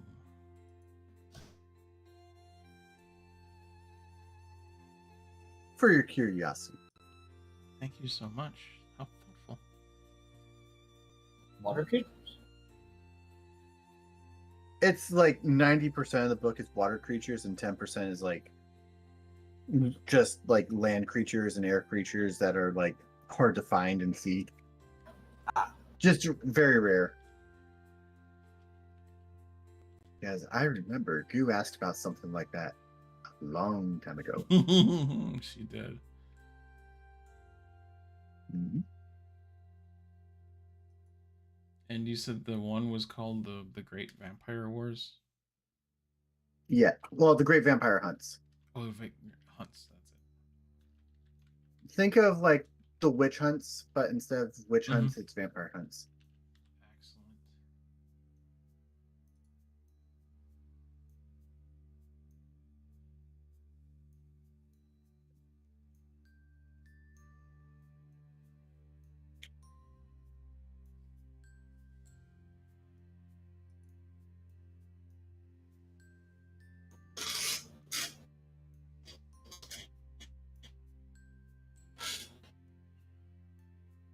You know, I will say, freaking, unlike most late Mondays, or the last couple Mondays, stream only dropped once. It's not great that it dropped, but it's great that it only dropped once. So Yeah. maybe they're fixing something? Maybe? I still have a feeling that it has to be the server that is being hit in your area. It's like it's just overloaded or something. It's quite possible. I mean, if worse comes to worse, I can try to shift my VPN over to a different server. Next time you get me, I'm just streaming from like Germany. That'll be the day. So I mean, I can.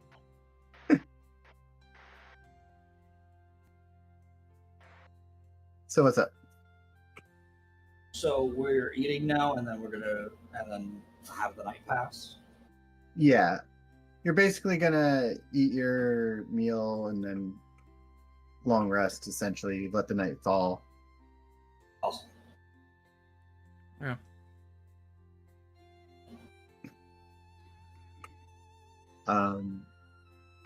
But yeah, you eat the food, Night falls. You all take your long rest. Before And, we go to sleep, I would like to do something, if that's okay. Okay. I would like to grab a plate and take it to the librarian. I mean, she probably would have eaten with you. Oh, okay. Then, since we're in the topic of shadows, I would like to ask her if there's a way I can recover Rappy. She will say, well, in order to recover something, it had to have existed in the first place. I know it existed because I had it, I fed it, and I took care of it. She says that Rappy was essentially an illusion. Yet an illusion that had purpose and was helping me. If there's no way, then that's fine. You can just tell me no, and that's it. But I miss Rappy. No, she's saying basically like Rappy was an illusion that was put in your head. Yeah, the illusion everybody could see though. Then I mean, you never brought it out though.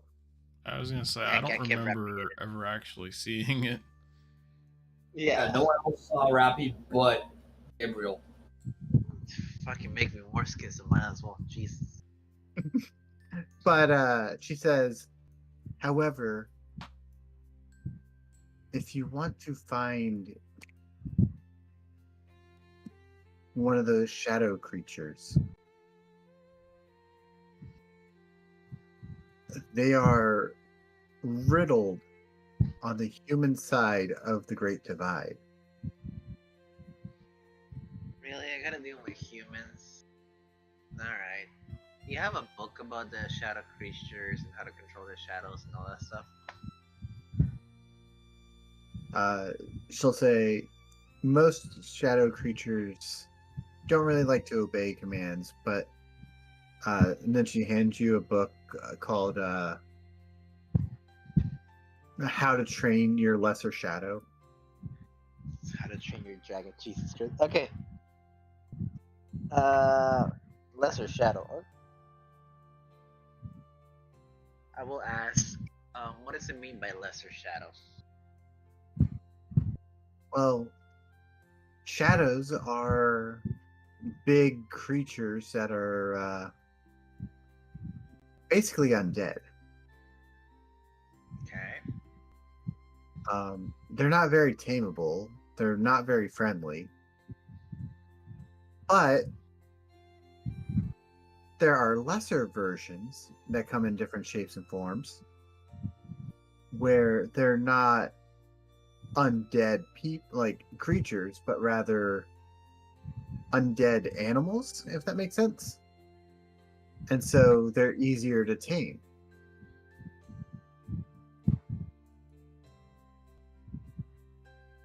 I think I follow, yeah. Okay. So let's say, how can we make one of these creatures? Well, you would have to have some proficiency in magic. Let's go with basics. More specifically, dark magic. Maybe. Possibly. Is my soul eating ability considered dark magic? That's just an ability. I'll look into that. And then what else? Basically, you would need to be able to summon a familiar, if that makes sense. It's essentially like summoning a familiar for a warlock, right? You have to be able to summon them, and then they can do things. What They if work. we put the familiar into an object? Is that a possibility? Familiars can only be animals. Yeah. I understand they can only be animals, but they can be put into an object. You know, like some sort of like device, catching device. You know what I'm saying? No, this is Or- not Pokemon. All I'm saying is like put wrap into a ring or a necklace. That's it. She says, no, you would need to find a pet like that and bond with it.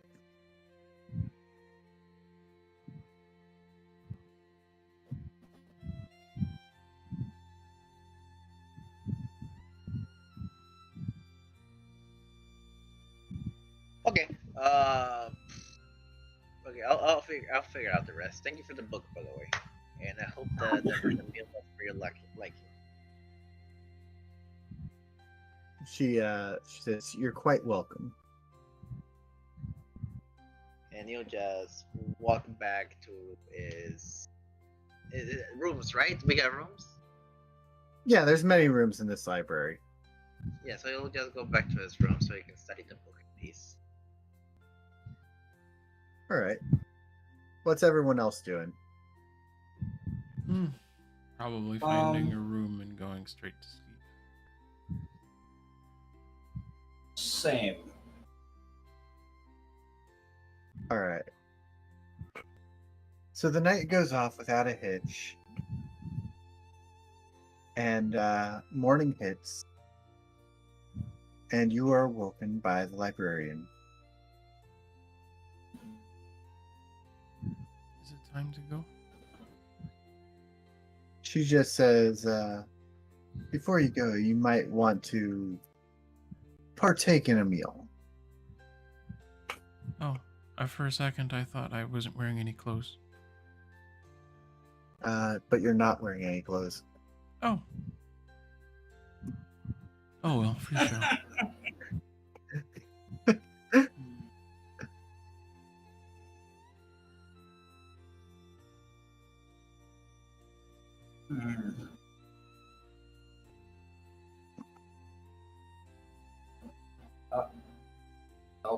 Nope. So she's as she's waking you all up, she says, I have prepared you all a wonderful meal before you set off for Enoria or Enoria. There you go.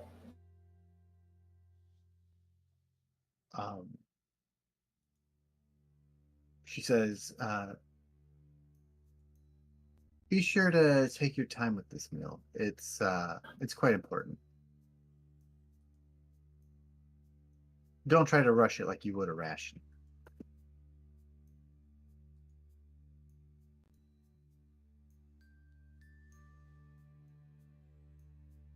Goo-dith kind of eyes the food and kind of thinks to herself, I don't really have a mouth. I don't eat the way you guys eat. But she's not saying that. She's just kind of like, and then just sticks a plate inside of her.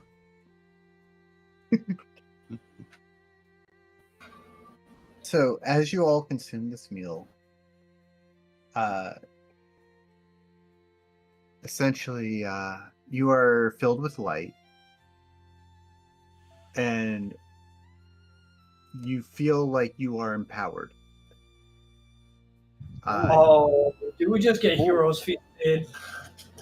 You just got Heroes Feasted, yes. Let's fucking go. What does that Got a little. do? So Heroes Feast. Hang on. Let me actually look up Heroes Feast real quick because I know. So basically, you gain these benefits. You're cured of any diseases and poison.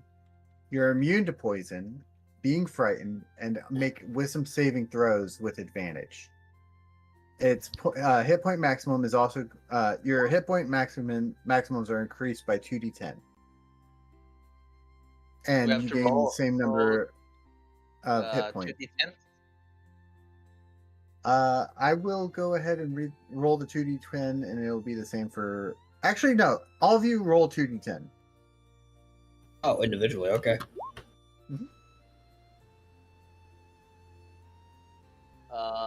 11.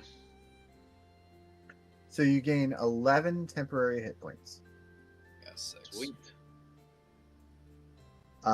Goo gets 8, and then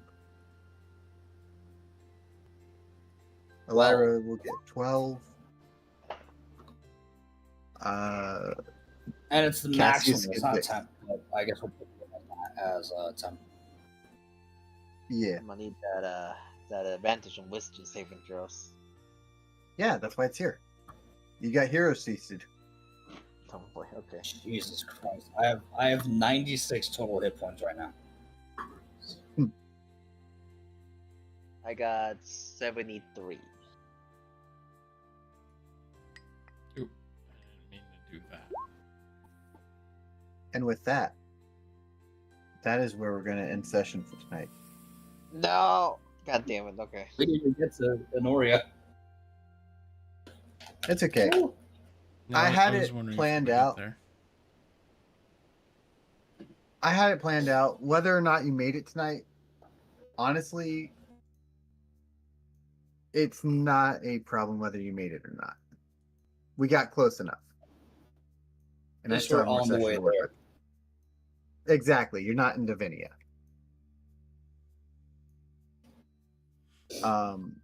Also, Do we want to raid tonight or? yeah, Rely I was on- thinking about we can raid into Vi. Yeah. I Or was do you just- want to try someone else? Who do you got in mind? There's a few people that are alive right now, but we have a few friends who are on right now. Let me see.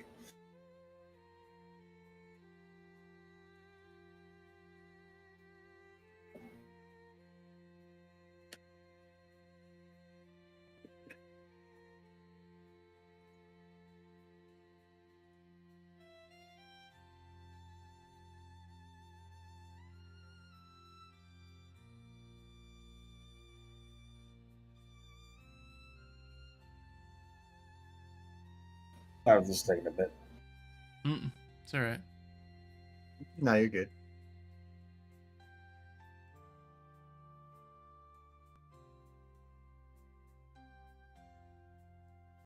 You know, the library thing is like straight up Rein quest VTuber lore. The Void Archive. It's almost the same thing.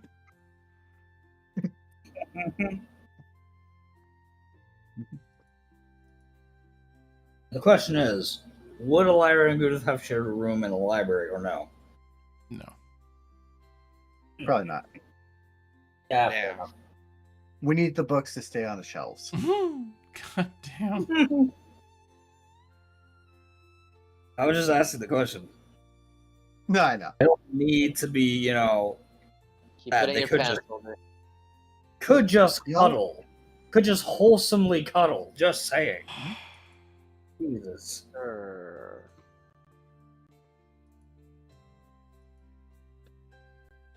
Okay. I do have a friend, Mizuki, who's live. Okay. Or Lady Mizuki 8. How do you spell that? M-U-Z? Mizuki. And they're playing World of Warcraft. Yep. All right, we'll raid into them. Sounds good to me. All right. All right. Thanks everyone for coming to hang out. It was a lot of fun. I hope to see you on Monday. Yep. Come join us Monday. It's worth it. I promise. Is it Have a good one, Monday everyone. yet? Please help me. These motherfuckers don't stop gooning. I'm getting insane over here. Oh jeez. Okay. Why isn't the raid rating? Usually there's a be little fair, usually there's a little countdown on the raid, and all I got is a cancel raid button. To be fair, most of it is on my end in this scenario. Most of it's on my end. and I will take full responsibility for it. And once again, I do apologize to Rein, who's having to take the aftermath of my fucking